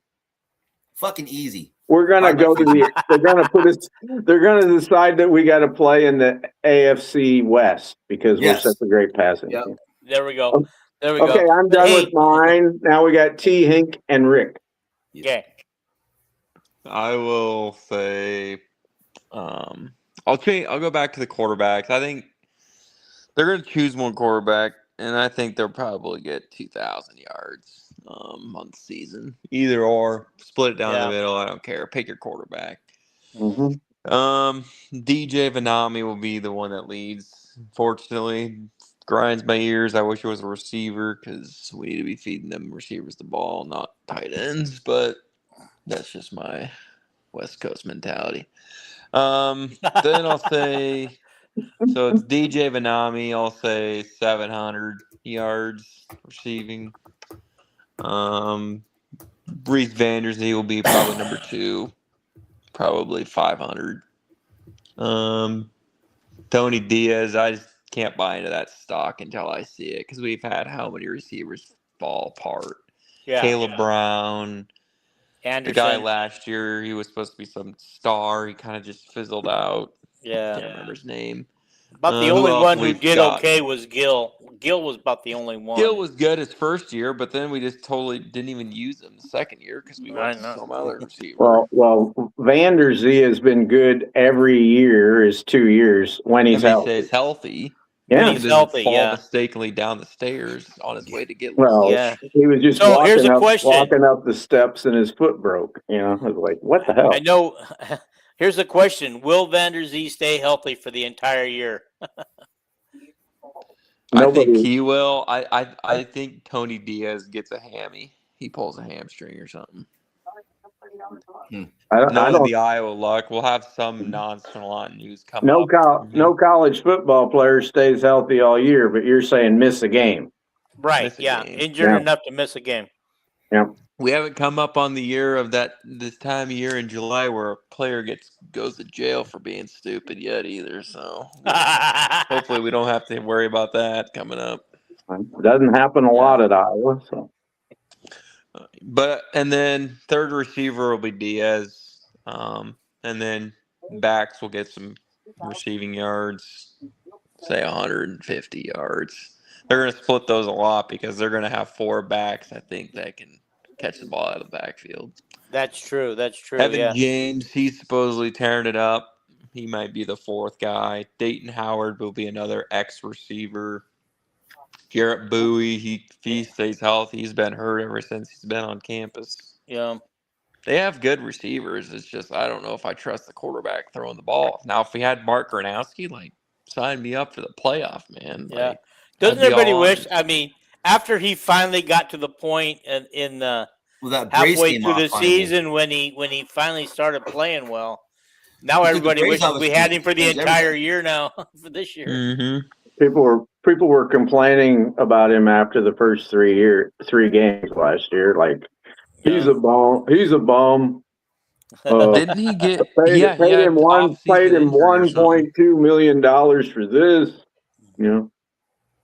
But I had a buddy of mine, and I think he even said it on this podcast, that when Minnesota took a subdivision quarterback, it took him half the year to get acclimated, and they said the same thing would happen with Gronowski, and I didn't think so. I said, I think Gronowski's a better quarterback than what Minnesota had that year, and no, it took him a while to get adjusted. I realized he was fighting some injuries along the way, but, sure enough, he didn't start clicking for him for a while. Did you give an answer yet, Rick? No. Okay. All right. So your leading tight end, no names here. Leading tight end will have between 400 and 500 yards. Leading receiver, between 400 and 500 yards. Then it drops off. You're going to have 2 tight ends and 3 receivers between 100 and 200 yards. You're going to have a running back over 100, and the remainder will be between 25 and 75 yards, putting you right around 2,100 yards for the season. Mm-hmm. Cool. Boy says Vanami will get most of the yards because he's got bigger mitts. Addy, which is a stringa, could be really good. Thumbs up on that one. Again, be really good again. A good blocker too. And so Nick Slick,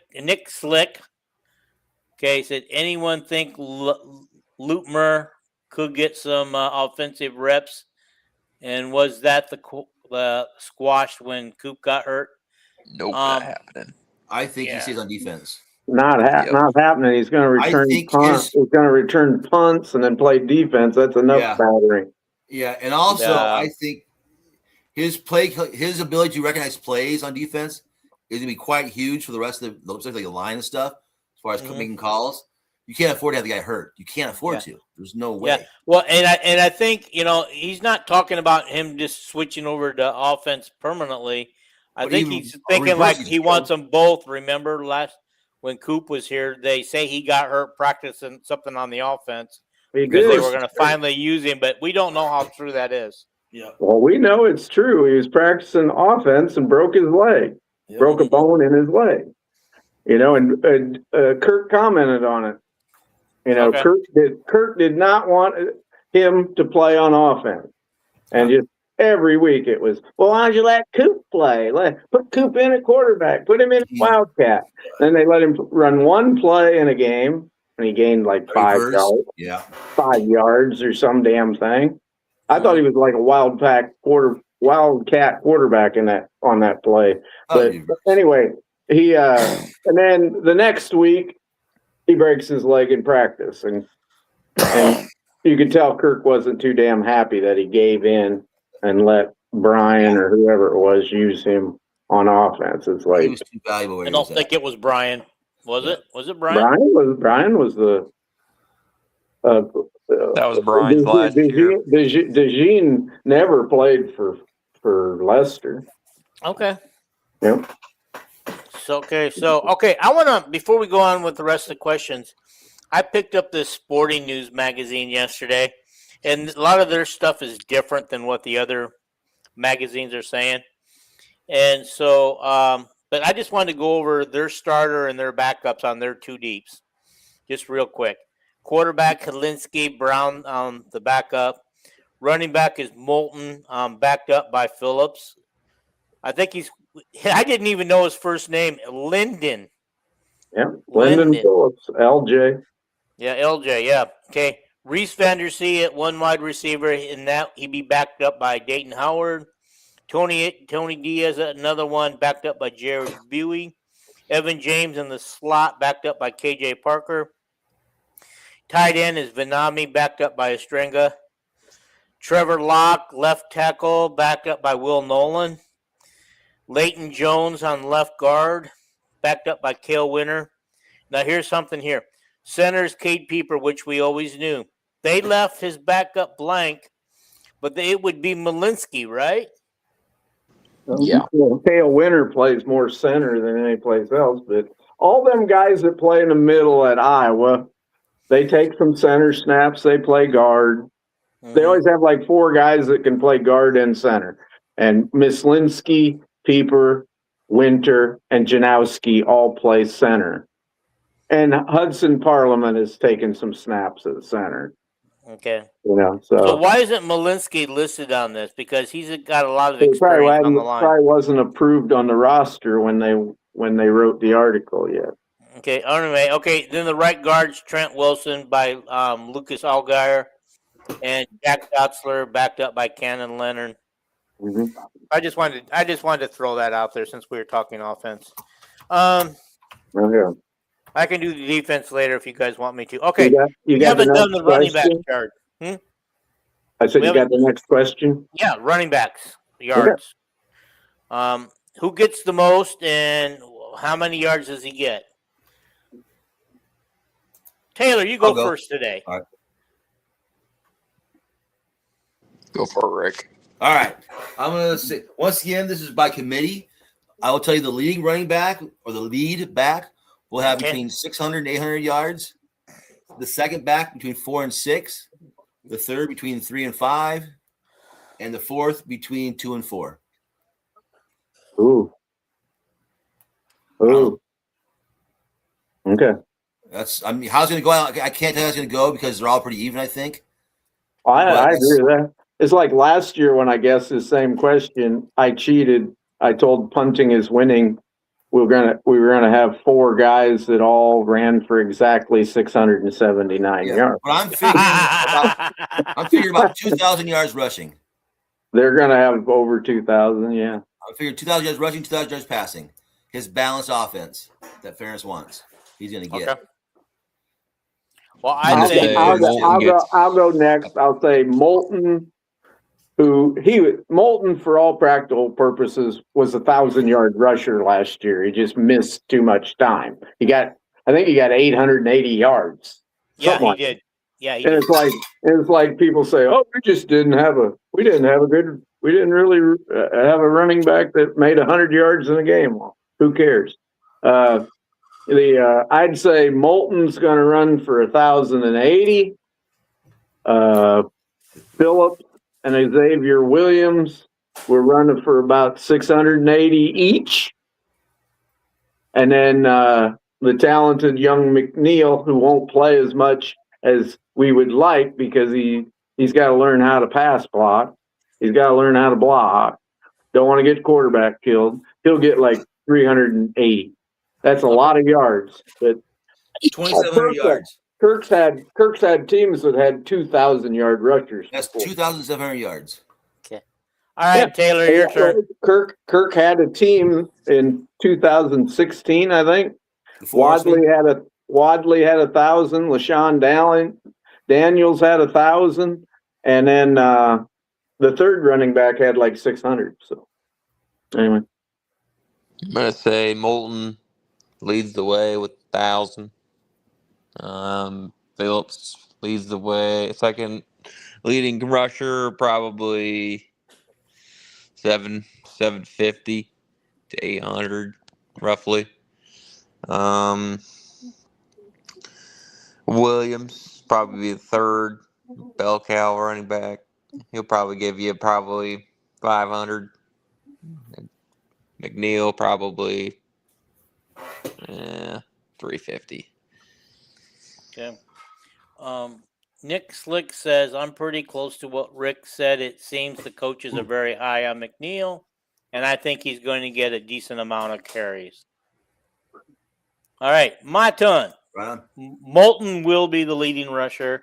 I think this year he gets over 1,000, maybe 1,200, maybe yards. I don't know about the others right now, how much. I do believe they will, like last year, they will see their share of carries, but it won't be as much as Moulton. As long as Moulton stays healthy, he is our lead back. And we know we've never had a year at Iowa where our top 4 running backs all stayed healthy. You know, Caleb Johnson, his last year, played every game, right? Mm-hmm. But he had backups that kept getting hurt. That's why he started, was somebody else was a starting running back. I think Moulton at the start of the season. Yeah. And he got hurt in the first game or something. And so anyway. Yeah. And I believe he was like number 3 at the start of the season and became the starter in like second or third game. And again, he was number 3 because he was the worst blocker on the team. So. And everybody forgets in the very first game he was suspended for the first half, and he still got 100 yards that game. Yep. Okay. QB. Okay. Defensive ends. How many sacks do they come up with this year? Just the ends? Yeah. Usually our tackles don't get very many. Yeah. That's why I said the defensive ends. They're usually our edge rushers. Yep. And remember, Epineza will be in the lineup this year. Yeah. Well, I think he's supposed to be better than his brother. I don't know where you get that all the time, but anyway, I'll go from AJ Epineza. I'll go first. Yeah. Thank you, Taylor. Well, that's true. His brother says that all the time. Well, his dad repeat says that Eric, the kid that never played at Iowa, was the best one in the family. But anyway, I'll go Epineza, 8 sacks, Brown 8 sacks, Campbell like 5.5, Merriweather 6.5. And Joseph Anderson, who needs to gain weight and muscle, will get 3.5 in pass-only situation. How's that? Okay, so just so you know, this magazine has Merriweather at left end, backed up by Joseph Anderson, Epineza at right end, backed up by Kamari Brown, and I don't believe you mentioned Brown. Yeah, I did too. You did? I had him like as the third highest sack guy. But the thing them guys don't know is Brown don't play on Epinesa's side. That's the side that Drew Campbell plays on. Yeah, So, okay. And yeah, they don't even mention Campbell here. yeah. But anyway, go ahead, you guys. Anybody can go. What up, Terry? I'll pass. I don't know. Terry just got done with his podcast. I think it's called Terry, instead of rather me guess, I know it's all sport. He does all sports, all teams. He doesn't just focus on one or the other. And he's our UCLA fan that we've had on the show a couple times. All right, I'm going to say the defensive ends will have 26 sacks this season, or 2 per game. I will also say that the tackles will have 13 sacks, or 1 per game, for a total of 39 sacks by the team. Cool. Wow. And then we'll have the blitz sacks. Mm-hmm. So, Like our cash and our safeties always get several sacks this season. yeah, So 39 by your line this year. that's cool. We're gonna win the national championship. That happens, and we have a hell of a line. Yeah. I will say if that all happens, we'll make the playoffs, and I'll finally get my wish before I die. National championship. Yeah. I know last year I was way off. I said that Llewellyn and Herkett together would get over 20 sacks, which was, I thought Llewellyn would get 13 and Herkett would get 7, but I was way off. Hey, Dean, I got a question. Yes. Mm-hmm. This is basketball related, but Okay. I thought I'd ask this question presented to the platform. My question would be, would you rather have Ben McCollum stick around for 4 years, win 1 national title in that time, or have him stick around for 15 years, win 0 national titles with 2 Final Four appearances, 4 Elite 8 appearances, and 6 Sweet 16 appearances?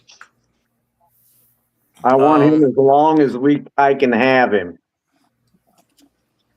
And if he's here 15 years, he's going to more than 2 Final Fours. I think. Yeah, I agree. I think he. I think McCollum. I want a national championship from him, but I like the stats that you presented if he stays for 15 years. Because that would be something that no other Iowa coach has done since we went to back-to-back Final Fours, and I forget whose year. That was back in the 50s. 55 and 56, I think, with Bucky O'Connor. Yeah. That's what I said, 15 years too. Fab By the Five. way, I just want to put this out there as long as we're talking about Ben McCollum. I hope he stays forever at Iowa. I hope that he even though the big boys will come calling Why the they big mad? bucks. Okay, here's why we are mad at Ben McCollum, because Terry was trying to help me get him on here for an interview, and he basically didn't want to come on here because we're not a repeat. We wouldn't be a repeat podcast. And I said, write him back and tell him I'll have him on as often as he wants to come on. Well, it has to be a first time for everybody. Yeah. You can't Everybody has repeat to that have their first time. Yeah. Yep. I think he was basically in his own way was putting the show down. Yeah. Mm-hmm. Tried to get him on the show for you all. I'm pretty sure he doesn't know anything about your show, Dean. So. Well, Terry presented him or his handler with the part about the show and what we do, and he also sent him a link to the podcast so he could actually see what the podcast was all about. Well, that was our first mistake. Yeah, and Terry said that Terry helped us get Stacy Johnson on, the softball coach. Yeah. which was a cool interview, but I didn't like the way the direction the interview went, and I kind of lost control of the interview, and so Yeah, Ben does podcasts, but it's usually just with the media that covers him. yeah.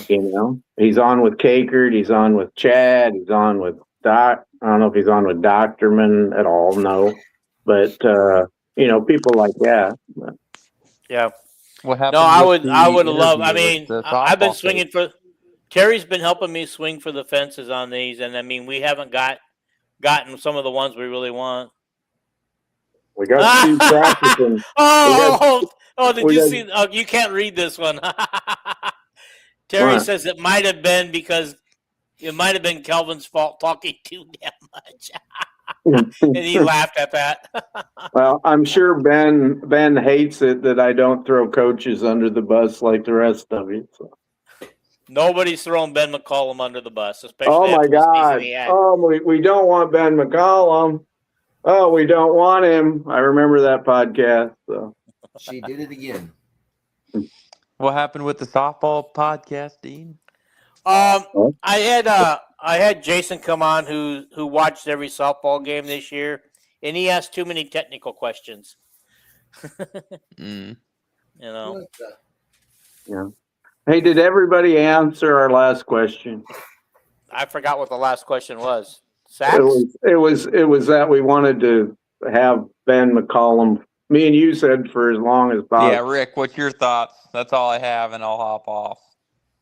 If he wins 23 games a year or better, and it's enjoyable to watch, he can coach forever for all I care. If not, kick rocks. Oh shit!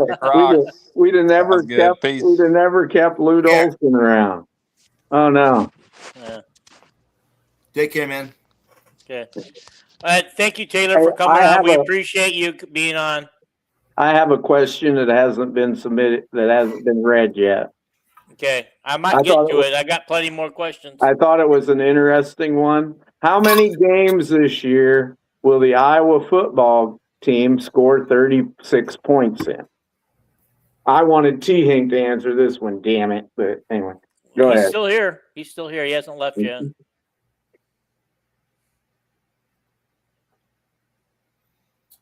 Ooh. I'm going to say none. 0, not a 1. So our offense ain't going to be near as good as it has been. Oh, I'm not saying that. I think they'll probably average 30 points a game, but more than 35, I don't see it. I don't know who it'd be against. I didn't say average that. I said how many games will they score 36 points in? Like I'm saying they'll probably average about 30, but as far as scoring more than 35 in a game, I don't see it happening. I say 2. I think they'll have a game. They'll probably have a game of 34 or 35 points, maybe 2 or 3 of them, but more than that, I don't know. Yeah, I'm gonna say they're gonna score between 24 and 35 points every game this season. Yeah. Okay. Hey Terry, the link is right there in the comments. So if you want to come on in. And I'm gonna say on defense, they're gonna give up between 12 and 18 points every game this season. So they should win every game this season, right?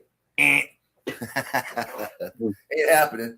But it's nice to dream. Dean, what do you think? Oh, sorry. Okay, what was the question? Because I was too busy looking How at many Terry's games stuff. this year will Iowa score in football? He said 2. 36 points. I said 2. Yep. Oh, you answered it. Yeah. Yeah, I said 2. You and I, and what's our first game? Illinois? Northern Illinois. Okay, those are the 2 games we're going to score 35 points in. But however, we did a lot of games over 35 points last year, so I wouldn't have guessed that for nothing. I mean, we did it to Wisconsin, we did it to Nebraska, we did it to and the year before we did to Washington and Wisconsin and maybe Minnesota. I don't know if we got to 36 against Minnesota. Was Minnesota only 33? I don't remember. So I don't remember. The Fever were up 13-5 Mm-hmm. with 5 minutes to go in the first quarter. They benched Clark. It's now 13-12. Oh wow! I didn't even know they started already. Oh yeah, USA 7 Network. o'clock. Yeah, Yeah, we've been 7 o'clock talking. my time. We've been talking a long time. I think. I know I'm crazy. I think that we're going to score 36 points. 3, 4. Hang on for a second, just a second. Terry, go all the way to the top of the comments. The links are at the very top of the comments. Okay, go ahead. Where was I? Sorry, 3. 13-11. Okay. 3, 4, 5, Wow. 6. We're going to have a hell of an offense this year. And our defense. You got faith on unproven quarterbacks. Ain't got nothing to do with quarterbacks. Well, they got to throw the ball to somebody to catch them. Here's a question Well, for in them games against Washington and Wisconsin 2 years ago, we didn't need no quarterback. I got a question for you. Yeah. Anyway, I'll go with, because I can't stay focused here. I'll just say 6 then, All right. Okay. I got a Alrighty. 2-part question. and we'll Yeah. average 34 points a game. What is the ceiling for the Iowa quarterbacks this year in the Big Ten? As far as positioning, 1 through 18, where will they finish? On the high side. Ceiling, 14th. Okay. I'm actually with Kelvin. 14. And 15, what's the 16. basement then? 18th? Yeah. The basement would be 17th, I think. I think we'll finish above Rutgers quarterback. So the But 14th. you don't understand. You don't understand. The SEC, the Big Ten, has the greatest roster of quarterbacks of any conference this year. Yeah, the Big Ten has they have Lachimaleva or whatever his name is at UCLA. I want to leave you. Whatever. They got Maeda, USC. You know, they got Brecht or whatever his name is at Penn State. Sayin and Dante Moore will be 2 of the guys invited to the Heisman. They got Damon Wilson, whatever his name is, at Washington. The list just goes on. And the quarterback, it's weird. The quarterback at Minnesota, Lindsey, is literally in some mock drafts is number 12 in the mock draft. Look at the lens. And then the quarterback from Maryland was just spectacular last year as a true freshman. You know, it's hard to climb up in the Big Ten this year. Yeah. I do have Welcome everybody to Terry. Hi Terry. How you doing? By the way, we're talking about where does UCLA's quarterback going to rank this year? Like in the conference? Yeah. I say somewhere in the upper middle part of the group. I don't know. I don't see as a top, but I could be wrong. So real quick though, so you know how I think it was last Sunday we did that interview with Washington Huskies head coach. Yes. So he sent me this in the mail. Jed, that is so cool. That is cool. No, the baseball coach. Oh, they got a good baseball program. So this is their on-field cap. Okay. That is so cool that he sent that to you. Yeah. I wish that some of the big name coaches at those schools would be as cooperative, like the basketball and football coaches. Okay, so there's something I'll discuss with you off the air, so I don't want to say anything on the air, but hopefully there might be something, get some wheels spinning for another thing for your show. Okay, cool. So, I'll talk to you after the show. Yeah. I wanted the Iowa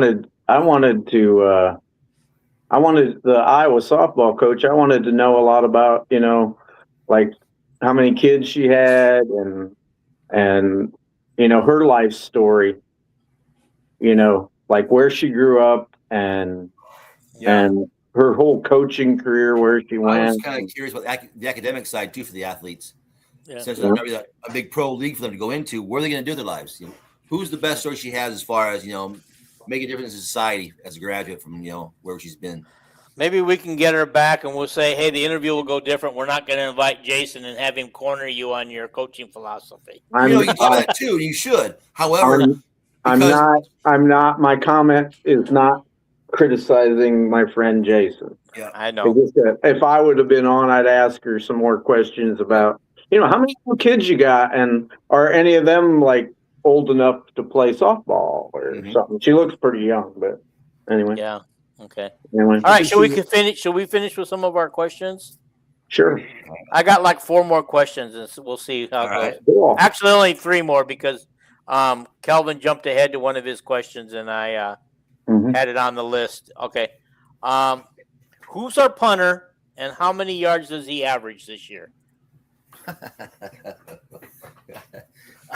After watching them both at the spring practice, I have no idea.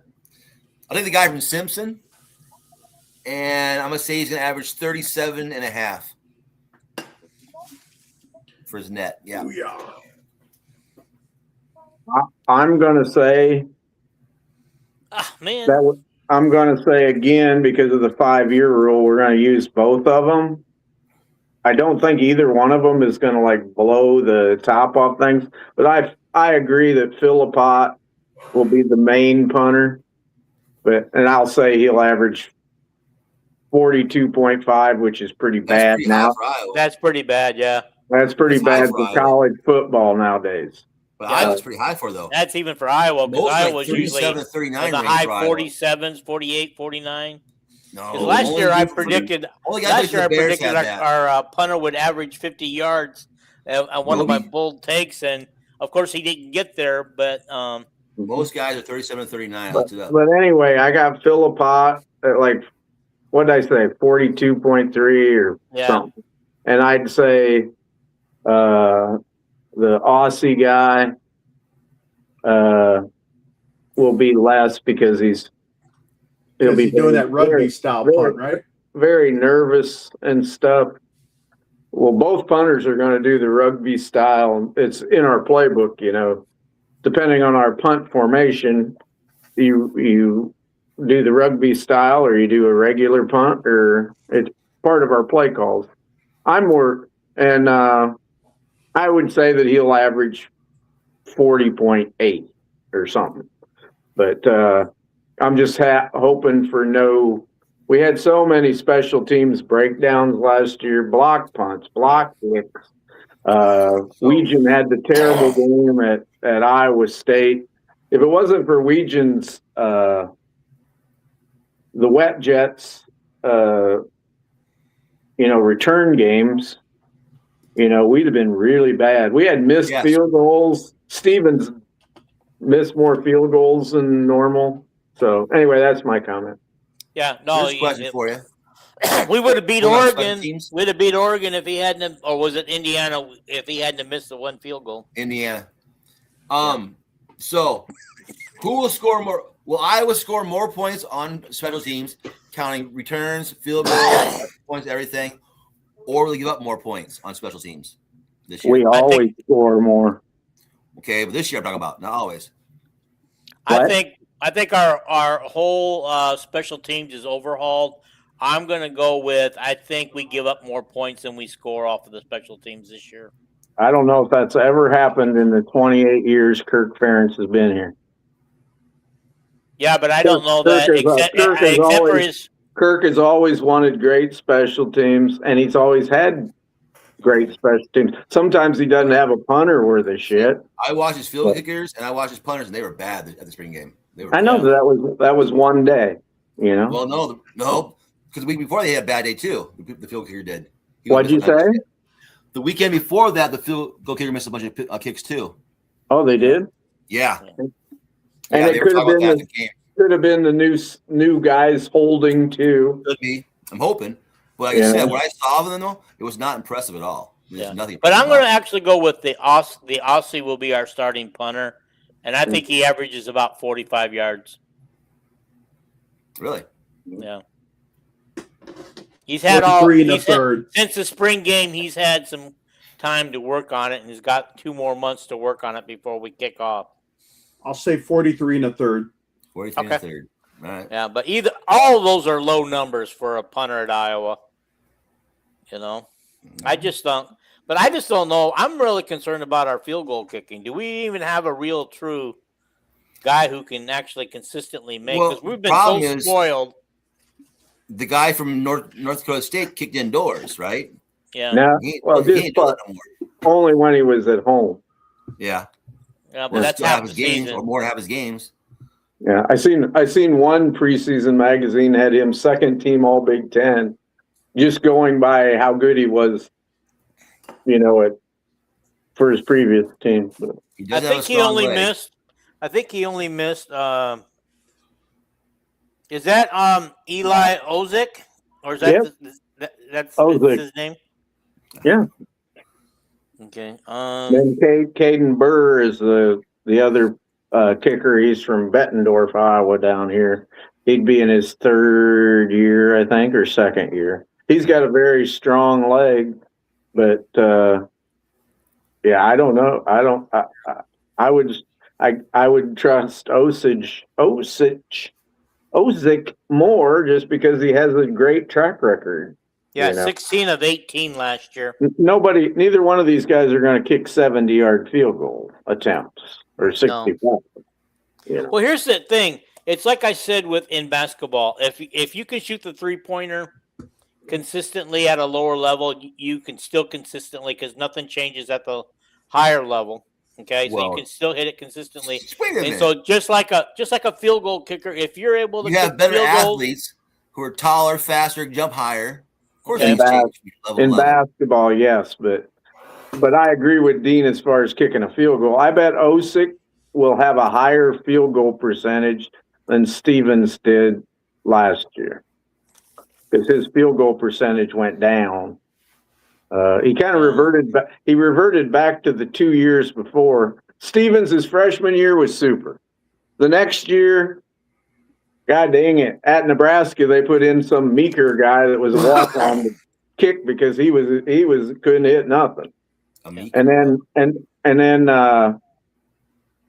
then he had a good year his junior year, and then last year his percentage went down again. Okay. I got 2 more questions, guys. I want to hurry this up because we've already been on for 2.5 hours, and I got company just pulled up to my house. Okay. The next question is how many true freshmen play significant minutes and play a significant role in what sport? Football. You're asking how many freshmen could be starting right away? Or I'm not even talking about starting, but maybe come in and play a lot. No freshman is probably going to start, but he's talking about significant minutes. Yes, yes. And that means not just special teams, probably. Right. I'll say between 2 and 3 of them. Okay. Well, who do you think? I don't know anything about your team. I'm just You're just on here to show us a Washington hat. I'll tell you what. He's got a Washington hat, but he's a UCLA fan.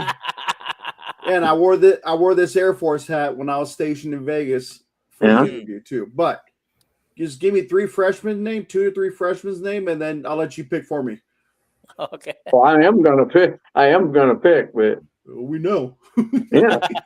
Go ahead, Calvin. Go ahead and pick your pick. I actually know the Iowa roster. I'll say Marcello Vitti. Yes, that's what I said too. I know. I knew that. I just wanted to give myself a chance. Okay. I'm not going to look at the camera either. And the freshman. Can't talk too much, right? The freshman cornerback. I can shoot it back, The freshman cornerback from Omaha. He will play Jones. Other than that, all 3 linebackers will play special teams. None of the offensive linemen will play. Hey, somebody get him a Sprite back in his hand because he's more focused looking at the cameras when he's holding a Sprite. He's pulling it down. He's pulling it down. There goes, I gotta get my cocaine. Bessinger ain't gonna play. Oh, Stinson and Schaefer at wide receiver. Those 4. Hey, Terry, I got a question for you. What's that? How many times did you run the cocaine coffee commercial tonight? Oh, well, I don't have that one on my show yet. Oh, Okay. God. Alrighty. You'll hit the big time sometime. Yeah. I ran it twice tonight. I'm not going to run it again because we're running over. Mine was it was a relatively short interview. Usually, like my first 2 episodes, I've gone over an hour. This one, I was like bone dry as far as questions and everything else at probably about 42 to 45 minute mark. And then, but. So is that to say that he wasn't a great interviewer because he couldn't? Oh, keep no, talking? if he was great. I mean, I didn't know I was gonna look up, like, do a little quick research before I hopped on, but I was so busy with stuff, like, up to the point of the interview. Pretty much when I logged in the show, he was kind of like a minute or so after me. He was already there, so I'm like, well, damn, all right. So, but I had Andrew there helping me with stuff, and like, so he actually was part of the Broncos organization under Mike Shanahan. Oh, he was. And he followed Kubiak to the Texans for a little bit. Then he had a couple good seasons with Wake Forest. I believe the Ohio Bobcats was also mentioned. So he has I need to keep in mind also, this is his 20th year he was entering this coming season with the Air Force Falcons as a head coach. Yeah. So and here's the best part though, and I'll make it real quick. He was a freshman quarterback back in like 85, 86. And the coach he replaced at Air Force Falcons was the one that coached him when he was a quarterback as a freshman. So he replaced his coach 20 years later. Yeah, you sent me that, and I read about him, and an Air Force guy. A pretty good record, There you go. Okay, I didn't answer the question. I'm going to go with 3 also, probably the same 3 you mentioned. I went with 4, but go ahead. Okay, yeah. Alrighty, that's all I got. Oh, what about Rick? What? I'm waiting for Rick to see. He's looking up the roster. You can tell he's looking at something. No, I'm not. He's watching Caitlin play. I have no idea about the freshman, but I'll say the guy from the defensive back from Villanova will play a lot of minutes this year. Okay. Alrighty. Okay, here's the final question. And this one I was inspired by Kelvin today. He didn't actually ask it, but he talked about Michelle Ice Edwards, who in her hometown got a basketball court named after her. And so I want to know between Michelle Edwards. I covered her in high school. Yeah. But I want to know between Michelle Edwards and Caitlin Clark, who meant more to their team? Because they both were outstanding basketball players for Iowa. And I believe Michelle Edwards' team went to one Final Four, right? She was She was National Player of the Year her senior year, and they were supposed to go to the Final Four, and they went out to California. They had to play in the Western Regional, and they got beat by San Diego State, I think it was. I'm sure somebody will check me to try to make Kelvin wrong, but I think it was San Diego State. They got upset. Okay. I'll take a page out of Kelvin's book. So I think Caitlin Clark went more to the team than the other one. Yeah.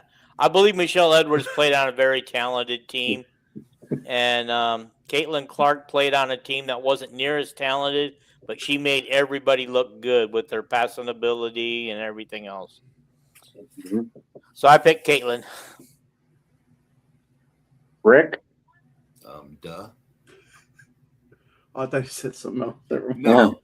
It's like you just said duh, like it's obviously Caitlin. Is that what you meant by that? Yeah. Let's see, 3,951 points, 1,000 whatever it is, 48 assists, and 997 rebounds. Yeah, it's like I started laughing when the question was asked. There's probably only been like 5.